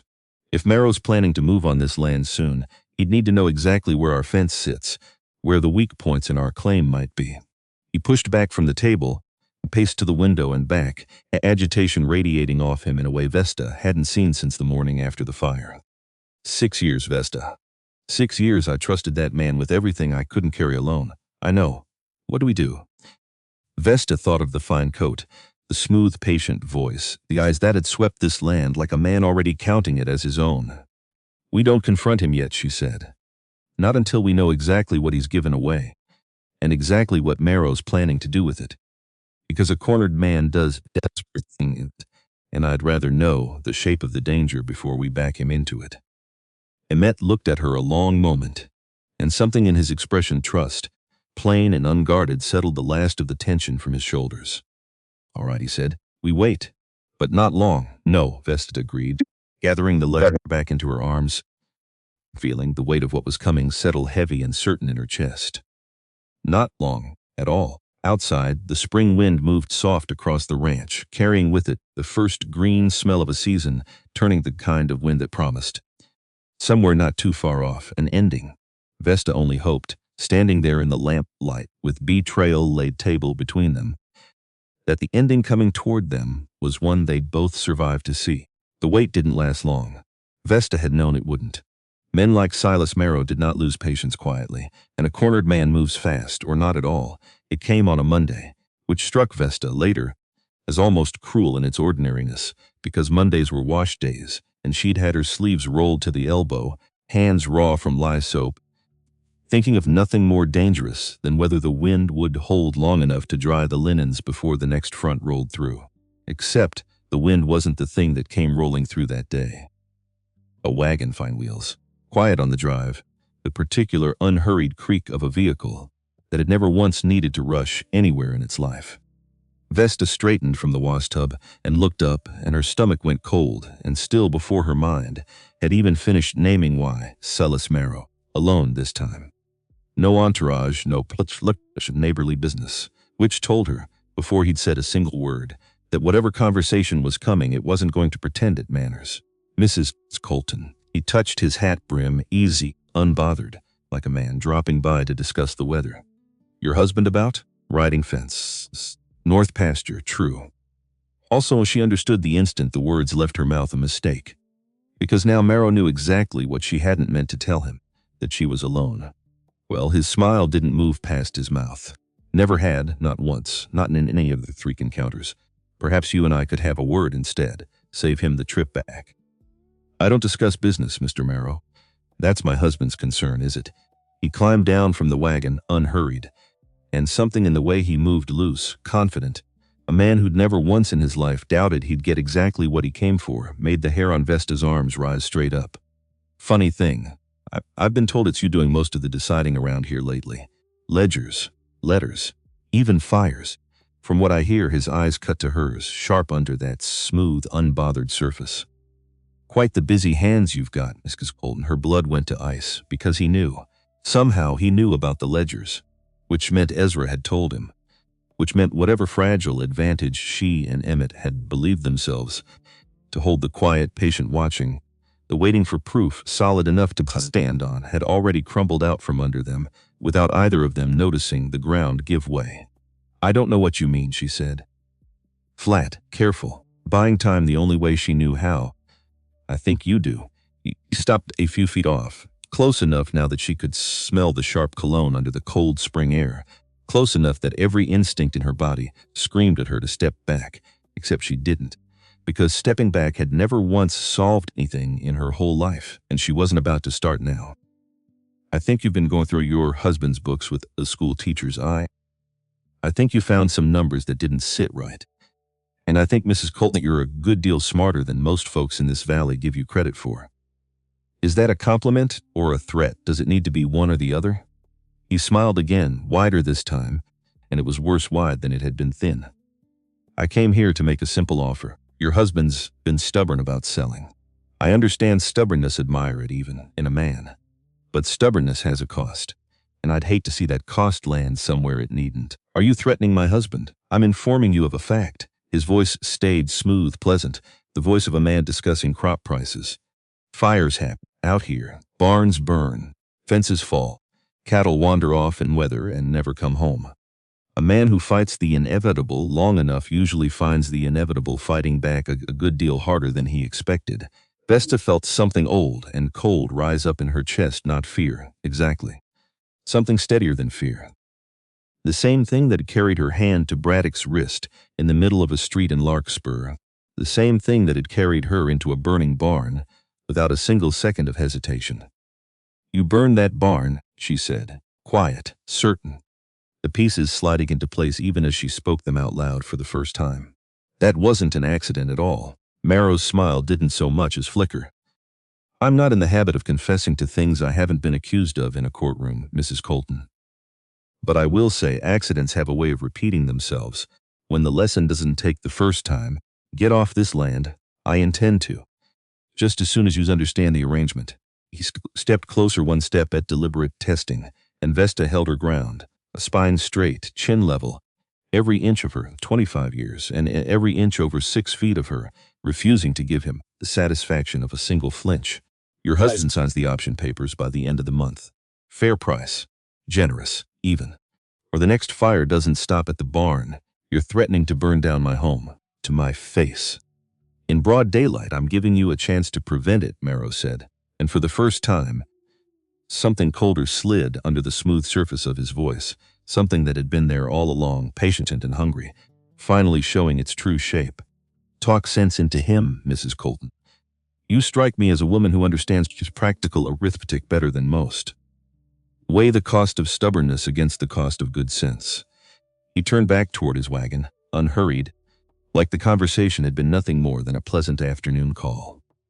"Oh," he said, pausing, hand on the wagon rail, "and do give my regards to your foreman. Tell him I said his information has been most useful." The wagon rolled off down the drive, quiet wheels crunching gravel, and Vesta stood in the yard a long time after it had gone, hands still raw and dripping with lye soap, heart hammering hard enough she could feel it in her throat. Because now she understood two things with a clarity that turned her stomach cold. Mara earned the barn, and he was prepared, without so much as a flicker of hesitation, to burn a good deal more. Emmett's face went the color of ash when she told him. They sat at the kitchen table, the same table where the ledgers had first betrayed Ezra's lie, the same table where letters from a dead woman had once rewritten everything. Emmett believed about his own marriage, and now here it sat again, bearing the weight of one more unbearable truth. He threatened you. To your face. He threatened the ranch. I happened to be standing in the yard when he did it. That's not the same thing, and you know it. Emmett's hands had curled into fists on the table, the particular white-knuckled stillness of a man holding himself back from something violent by sheer force of will. If he'd have laid one hand on you, he didn't. This time, Vesta reached across the table and covered his fist with her hand. The tension in it, the barely restrained fury. "Emmett, look at me. I need you to hear this clearly because we don't have time to waste on rage, however deserved it is." She waited until his eyes met hers. "We go to the law now. Not if we can manage it. Because a man who threatens firearms Smith is fake and decent in broad daylight isn't a man who's bluffing. The nearest marshal's 2 days' ride. Then we ride 2 days." He looked at her a long moment, and something in his expression shifted. Not quite calm, not yet, but something steadier settling underneath the fury. The way a man settles once he understands exactly what shape the fight in front of him is going to take. "There's something else," Vesta said, and her voice had gone careful now, the tone she used to use back in Larkspur, when she had to tell a parent something about their child they didn't want to hear. Marrow mentioned Ezra. Said his information had been useful. Which means whatever we thought we still had time to prove quietly, he already knows we're on to him. Which means he's not going to wait around for us to catch him clean. He'll run. Or worse, he'll do exactly what Marrow wants done before anyone can stop him. Emmett stood, paced to the window, stared out at the black skeleton of the burned barn. Still standing in the yard like a wound that hadn't finished healing. I want to ride out there right now," he said, low, and put my fist through that man's teeth. "I know.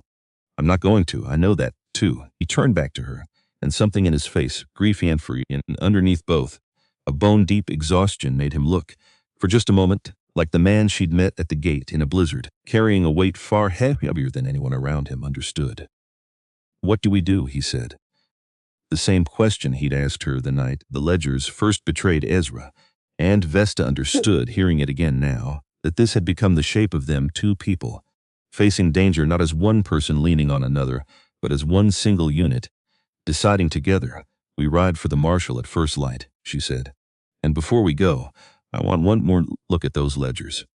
Because if Marrow's confident enough to threaten us outright, I'd wager he's confident for a reason. And I want to know what that reason is before we walk into his territory carrying nothing but suspicion." She found it at 2 in the morning, by lamplight, eyes burning with exhaustion. 3 months of ledgers spread across the kitchen table like a hand of cards she'd been dealt, and was only now learning how to read properly. Not in the feed numbers. She'd already wrung those dry of everything they had to tell her. In the property records. Filed loose in the back of Emmett's strongbox. Papers she'd never had cause to look at before tonight. Because why would a wife go digging through deed papers on a ranch that had never once been in dispute? Except now it was. A survey. Recent, dated barely 6 weeks back, bearing an official-looking territorial seal, marking the northern boundary of Colton land a full quarter-mile south of where the original deed, filed 11 years earlier when Emmett first homesteaded the property, had always placed it a quarter-mile. Vesta sat very still, staring at the two documents side by side, and felt the whole shape of Marrow's scheme click into place with a certainty that turned her blood to ice water. Because if this new survey stood unchallenged, if it quietly replaced the original deed in the Territorial Land Office before anyone thought to care, then Marrow Company wouldn't need Emmett to sign anything at all. They'd simply claim the northern quarter-mile had never belonged to him in the first place. The exact quarter-mile she'd bet everything she owned, that carried the straightest grade for a railroad survey line. She held the two documents up to the lamplight, comparing them line by line, letter by letter, the way she'd once compared a cheating schoolboy's homework against his neighbor's, hunting for the tell that gave the lie away. And there it was, the seal. Close enough to fool a tired clerk in a busy land office, close enough to fool anyone who wasn't looking hard enough to notice. But not quite right. The eagle's wing sat a half-inch too low. The lettering around the border ran a fraction too tight, crowded in a way that genuine territorial seal never was. A forgery. Skilled, expensive, but a forgery all the same. Emmett.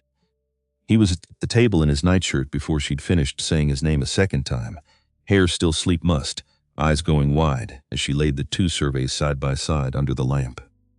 "That's not possible," he said, leaning close, studying the documents the way a man studies a wound he's just discovered on his own body. "That's my land. That's been my land 11 years. It still is," Vesta said. "This survey's a forgery." "Look at the seal." He looked a long time, jaw working, and when he finally straightened, something had changed in his face, not just fury now, but something colder, sharper, the look of a man who has just realized exactly how large the trap around him has grown. "They were going to steal it out from under me," he said. Quiet, legal-looking. "I wouldn't have even known to fight it until the paperwork was already filed, which is exactly why we ride for the marshal at first light," Vesta said. "Not just with suspicion anymore, Emmett. With proof." They rode out before the sun had fully cleared the ridge, 2 days' hard travel ahead of them toward the territorial seat, where a deputy United States Marshal by the name of Cascaus Dom kept what passed in that stretch of country for the long arm of federal law. Vesta had never ridden 2 days straight in her life. Her body told her about it plainly by the end of the first, every muscle, every old ache, screaming its complaint into the cold spring air, but she didn't slow, and she didn't complain, because complaining had never once fixed anything, and she wasn't about to test that rule now, with so much riding on getting there fast. The land unspooled around them, mile after mile, open range gone green at the edges, with the first true push of spring. The mountain standing distant and patient the whole way, indifferent to the small human urgency moving fast beneath them. Vesta found herself, more than once, glancing sideways at Emmett riding beside her, and thinking that whatever this had started as a bargain, a business arrangement, two desperate people doing arithmetic on a hard winter, it had become, somewhere along the way she couldn't quite pinpoint, something she would have ridden considerably farther than 2 days to protect. They camped the first night under a sky gone hard and clear, and full of more stars than Vesta had ever quite gotten used to seeing out here, where nothing stood between the earth and the whole wide reach of heaven. "You're quiet," Emmett said, feeding the small fire another stick, watching her across the flames. Thinking about Marrow, about all of it. She pulled her coat tighter. Watched the sparks climb up into the dark. About how a man like that gets to walk around in a fine coat, threatening people's whole lives, and folks call him a businessman instead of what he actually is, and what's that? A thief who learned to dress like he wasn't one. Emmett was quiet a moment. You scared? Riding into this? Vesta considered the question honestly, the way she considered most things, turning it over before she answered. I've been scared most of my life, she said finally. Scared of being too much, too tall, too strong, too much woman for whatever room I happen to be standing in. Scared long before Marrow ever rode onto your land. She looked at him across the fire. This is different. This isn't fear of what I am. This is fear of what he might do. And that's a fear I can work with. That's a fear that points somewhere useful instead of just curling up small inside me. Emmett watched her a long moment, firelight moving warm across his face. I don't think I've ever met anybody like you, he said quietly, not once. Not in 36 years? Good, Vesta said, and found, despite everything ahead of them, that she meant it as something close to a joke. I'd hate to be ordinary. Given the trouble it took to become whatever this is instead, he laughed. Actually laughed, low and surprised, like the sound had caught him off guard as much as it caught her, and for one small moment, sitting there under a sky full of more stars than she could ever hope to count, Vesta let herself feel something other than fear or fury or grim determination. She let herself feel, plainly and without apology, that she was glad entirely, without qualification to be exactly where she was. Cassius Dobbs turned out to be a broad, unhurried man in his 50s, with a mustache gone entirely gray and eyes that missed nothing, and he listened to their account, the ledgers, the tree line meeting, the fire, the threat, the forged survey laid flat on his desk under the afternoon light, with the particular patient stillness of a man who had heard a great many stories and had learned to separate the true ones from the false by instinct alone. Territorial development consolidated, he said, when they'd finished, tapping the forged survey with one thick finger. Heard the name. Heard some complaints, too, out of 2 other counties. Never had proof solid enough to move on any of it. You have it now, Emmett said. Dobbs studied the 2 surveys side by side a long moment, comparing the seals the way Vesta had, under lamplight, 2 nights before. This is good work, he said finally, meaning the forgery, not as a compliment but as an assessment. Whoever did this knew exactly what a clerk's eye skips over on a busy day. He looked up at Vesta. You caught this yourself, Mrs. Colton? I did, sharp eye. I taught schoolchildren convincingly enough that I learned to catch every trick in the book, Vesta said. Turns out grown men aren't so different. Something that might have been the ghost of a smile moved under Dobbs's mustache. No, ma'am. I don't suppose they are. He set the papers down, expression turning serious again. This forgery alone is enough to bring federal charges, once we can prove who commissioned it. The threats you're describing, that's attempted extortion, on top of arson if we can tie him to that fire clean. But I'll need more than your word on the meeting you witnessed at the tree line, Mrs. Colton. I'll need somebody who was standing closer to the exchange itself. Somebody who can testify to what changed hands and why. Vesta and Emmett exchanged a look, and she understood in that single glance that they'd both arrived at the same in the same instant. Ezra Colby, Emmett said. Lo, your foreman. My foreman, Emmett confirmed, and something tired and grieving moved across his face even as he said it. Man's been taking Marrow's money for months, but he's also the only one who can tell you exactly what Marrow's paid for and exactly what he's planning to do with it. Dobbs leaned back in his chair, studying them both. You'll need him to talk, and a man who's already committed a crime doesn't often volunteer to hang himself further, just for the pleasure of doing right. He might, Vesta said slowly, if he's given a reason that isn't just fear of punishment. Dobbs raised an eyebrow. And what reason would that be, Mrs. Colton? Vesta thought of the man she'd watched in the back row of her evening class, arms crossed, refusing the front row, insisting he didn't need letters or numbers taught to him after 30 years of running them in his head alone.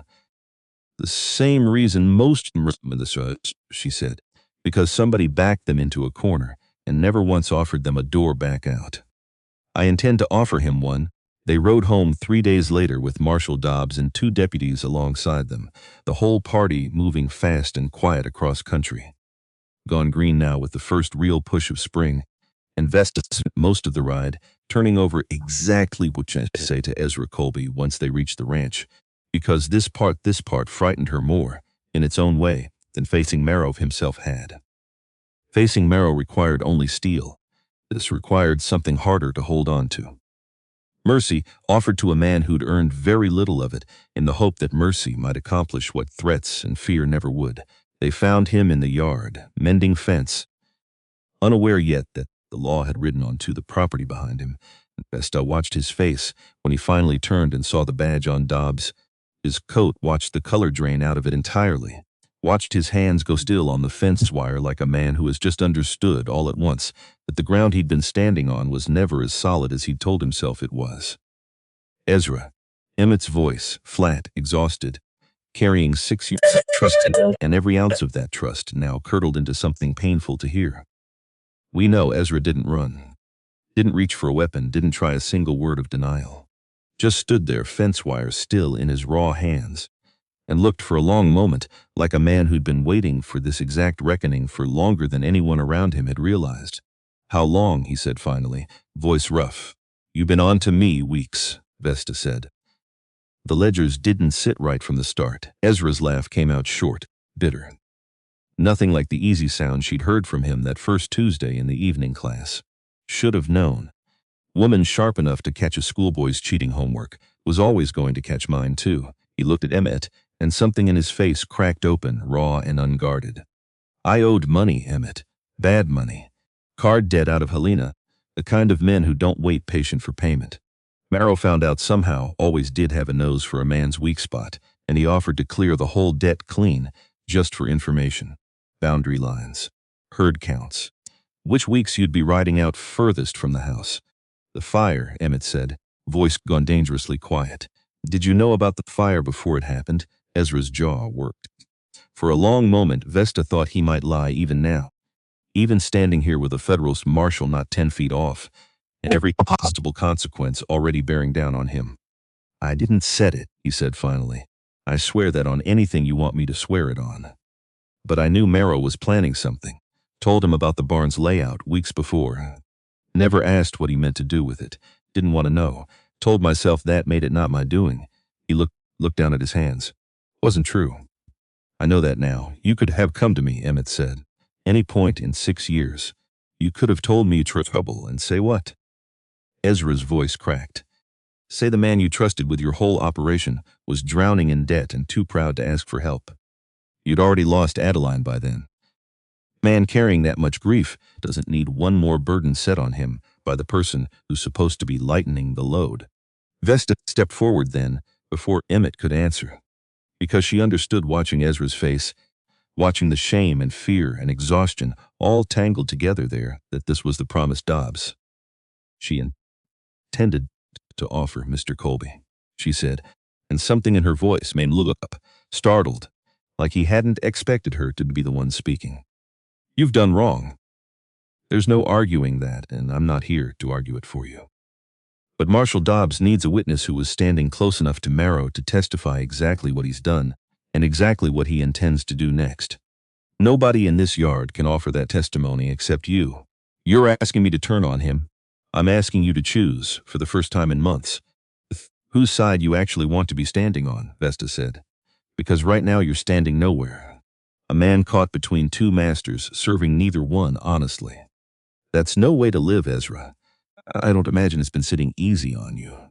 Ezra was quiet a long moment, looking between her and Emmett, and something in his face, the shame, the fear, began, slowly, to shift into something else. Something that looked, Vesta thought, almost like relief. "What happens to me," he said finally, "if I testify? That'll be for a judge to decide." Marshal Dobbs said, stepping forward, voice carrying the particular weight of federal authority.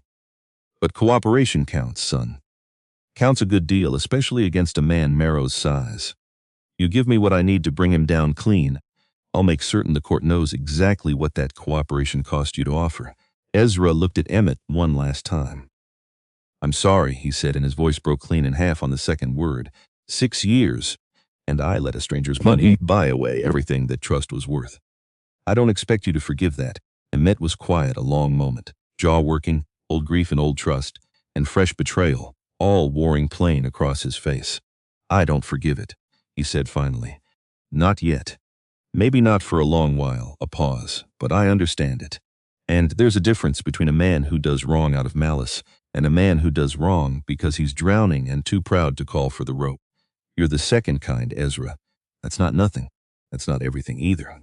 But it's not nothing. Ezra nodded, throat working, and turned to Marshal Dobbs. I'll tell you everything, he said. Every dollar. Every meeting. Every word that man's ever said to me about this land or your family, Emmett. All of it. The trap they set for Merrow was simple. In the end, the best traps usually were. Vesta had learned, teaching school children how to solve arithmetic problems that looked complicated, only because nobody had shown them the way. Ezra sent word, requesting a final meeting, same tree line, same hour as always, claiming he had one last piece of information Merrow would want before finalizing his plans.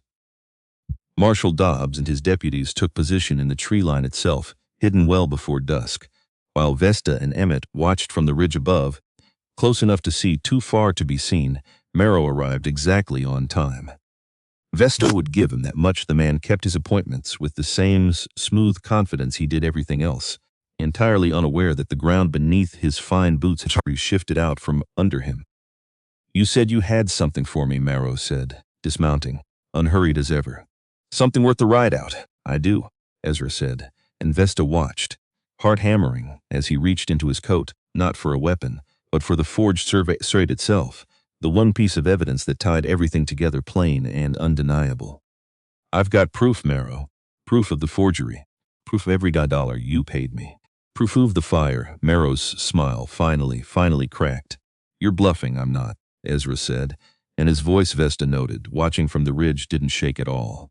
Marshall's 50 feet behind you, Merrow, has been the whole conversation. Every word you say from here on gets repeated in a federal courtroom. For one long, suspended second, nobody moved. Merrow's hand drifted, slow, toward his coat, and Vesta's whole body went rigid, certain, in that instant, that this was about to turn into exactly the kind of violence she'd feared from the first moment she'd watched him climb down from his wagon in her own yard. Don't. Marshal Dobbs's voice cut through the dusk, flat and final, as he stepped out from the tree line with both deputies flanking him, weapons already drawn. Whatever's in that coat, Merrow, I'd think twice about reaching for it in front of a federal marshal and two witnesses. Merrow's hand went still. For the first time since Vesta had met him, something like real fear moved across his face, quick, unguarded, gone almost as fast as it appeared, but she'd seen it. This is a misunderstanding, he said, smooth voice thinning at the edges. I've done nothing that wouldn't stand up to. Forged federal land documents, Dobbs said, closing the distance. Attempted extortions. And I'd wager, once we finished comparing accounts, arson resulting in significant property loss. That's not a misunderstanding, Merrow. That's a list of charges long enough to keep you occupied a good many years. They took him. Without a shot fired, a small mercy, Vesta thought later, watching from the ridge as the deputies bound his wrists and walked him toward the waiting horses, his fine coat suddenly looking a good deal less impressive, stripped of the confidence that had always worn it. He looked up once, before they led him away, and found her with an accuracy that told her he'd known exactly where she stood the whole time. You, he called out, voice carrying thin the distance, no longer smooth at all now, just bitter. A schoolteacher's wife. Ruined me. No, Vesta called back and found, to her own surprise, that her voice came out entirely steady. You ruined yourself, Mr. Merrow. I just happened to be paying close enough attention to notice. The weeks that followed moved slower than Vesta expected, the way the world always seemed to move slower after a storm. Finally, Schoolteacher gone out of the air, replaced by the particular ordinary business of putting a life back together, piece by piece. In the quiet aftermath, Merrow's trial, when it came, was swift and thorough, Ezra's testimony carrying exactly the weight Marshal Dobbs had promised it would. The forged survey, laid out plain before a territorial judge, left little room for argument. Merrow was sentenced to serve his time in the territorial prison. His company's operations in the valley dissolved entirely within the month, and Vesta heard, Secondhand, that 2 other counties came forward within weeks with their own long-buried complaints once word got out that somebody had finally made the charges stick. Ezra Colby, for his part, was sentenced to a year's labor and a fine. He'd spend years working off a sentence the judge noted plainly had been reduced considerably on account of his full and voluntary cooperation. Emmett didn't rehire him, not right away, not with the trust between them still healing slow and uncertain. But he didn't run him off the valley either. Man's got to eat somewhere, Emmett said, the day he told Vesta he'd arranged for Ezra to take on fence work for the Fens. Once his sentence was served. Might as well be somewhere close enough. I can keep an eye on whether he's learned the lesson proper. That's mercy, Vesta said, dressed up as practicality. Learned that trick from somebody, Emmett said, and the look he gave her then held enough warmth that Vesta felt it settle clean down into her chest.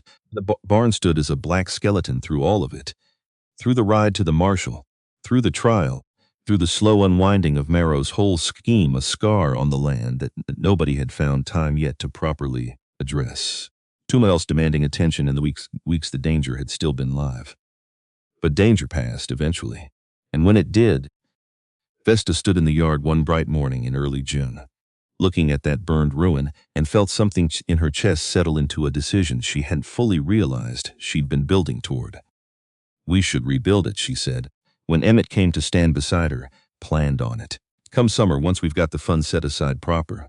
No, Vesta shook her head, not just us. Not just hired hands paid to do a job. She looked at him, something bright and certain moving behind her eyes. The whole valley, Emmett. Everybody who ever whispered about me in that churchyard. Everybody who watched me walk into that fire and didn't know what to make of what they saw.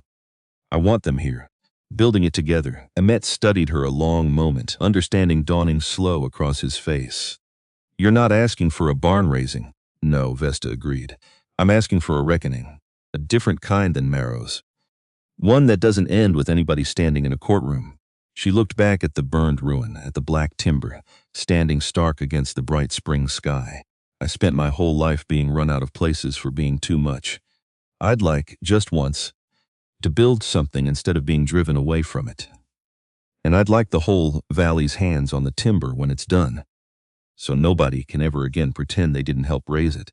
Word went out through Sorrel Creek the following week, carried mostly by Odalys Fenn, who'd appointed herself, without asking anyone's permission, the unofficial herald of the whole affair. The response surprised Vesta more than she wanted to admit, because they came. All of them, or near enough, wagons rolling up the drive from first light on the appointed Saturday, families spilling out with toolboxes and covered dishes, and children too young to have any memory of the gossip that once behind the woman they'd come to help.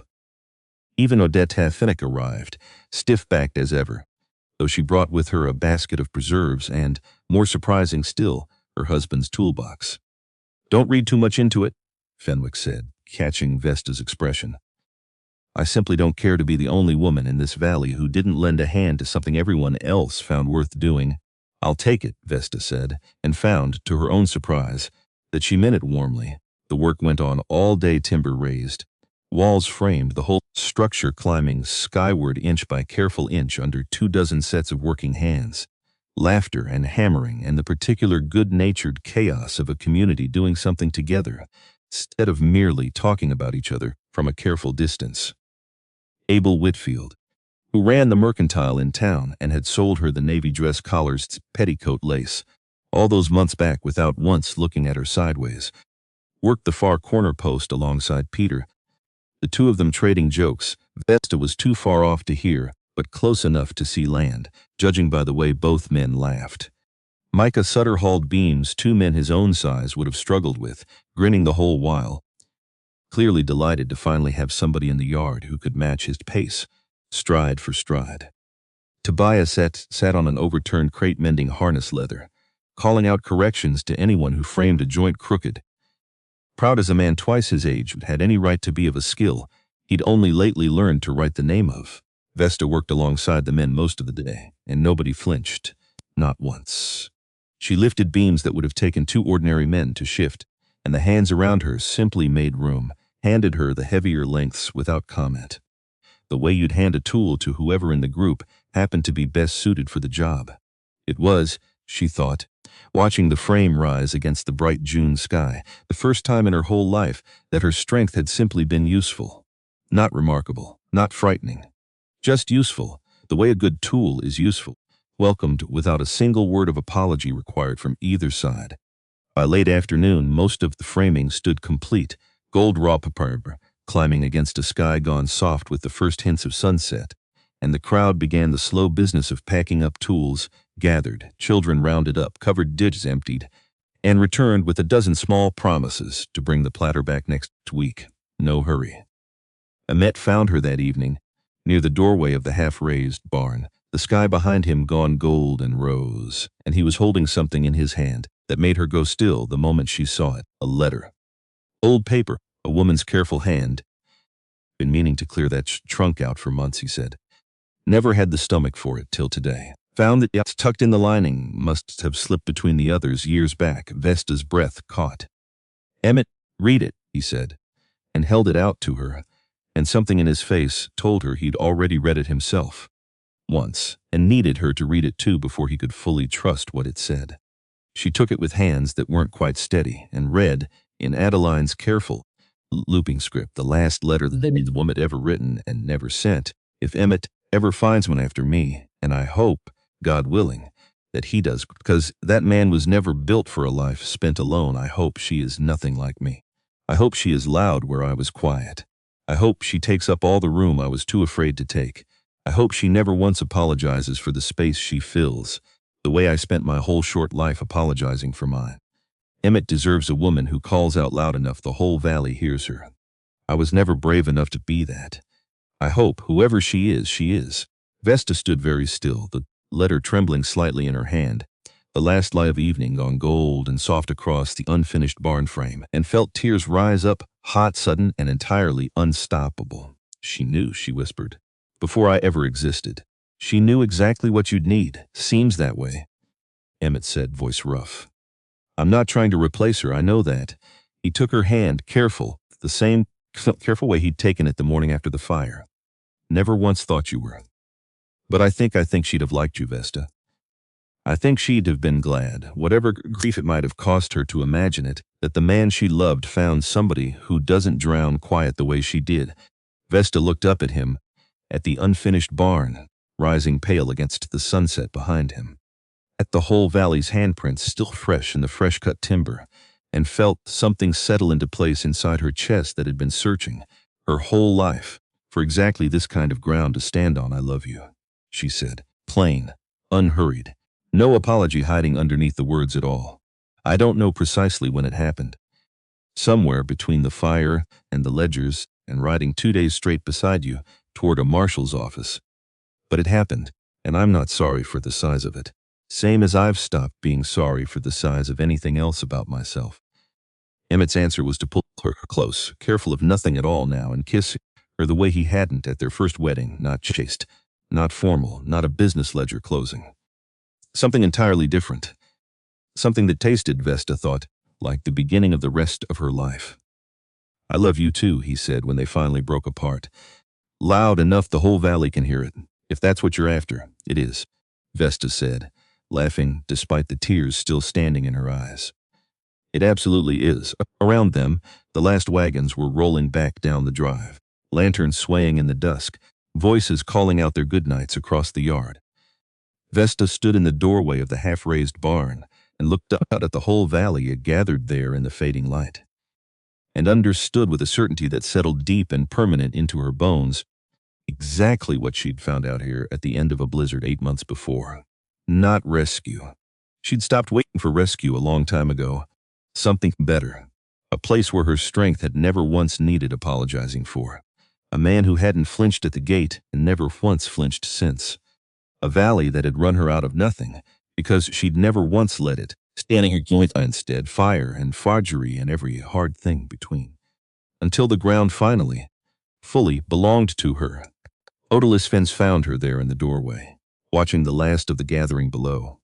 Quite a thing, Odalys said, watching a woman build her own welcome instead of waiting to be given one. Nobody ever offered me one, Vesta said. So I supposed I'd best learn to build it myself. Seems you did. Odile smiled, small and genuine. Seems you did indeed, Mrs. Colton. Vesta looked out at the yard and laughing. With a group of hands near the half-raised barn's open doors, neighbors' children chasing each other across the yard, in the last of the evening light. The whole valley gathered easy and unafraid around a woman they'd once whispered about in a cold churchyard, and felt for the first time in her whole life, entirely and completely at home in her own skin, not despite her size. Not in spite of her strength because of it. The wind moved up the ranch that evening, gentle now. Nothing at all like the screaming thing that had once driven her half-frozen up a long drive to a gate she'd never expected to open. It carried instead the smell of cut grass and wood smoke and coffee, ordinary smells, home smells, and Vesta Colton stood in the doorway of a barn her own two hands had helped raise, and understood that every hard mile behind her had led at last, exactly here to ground that held, to a man who never once looked away, and to a life finally entirely her own.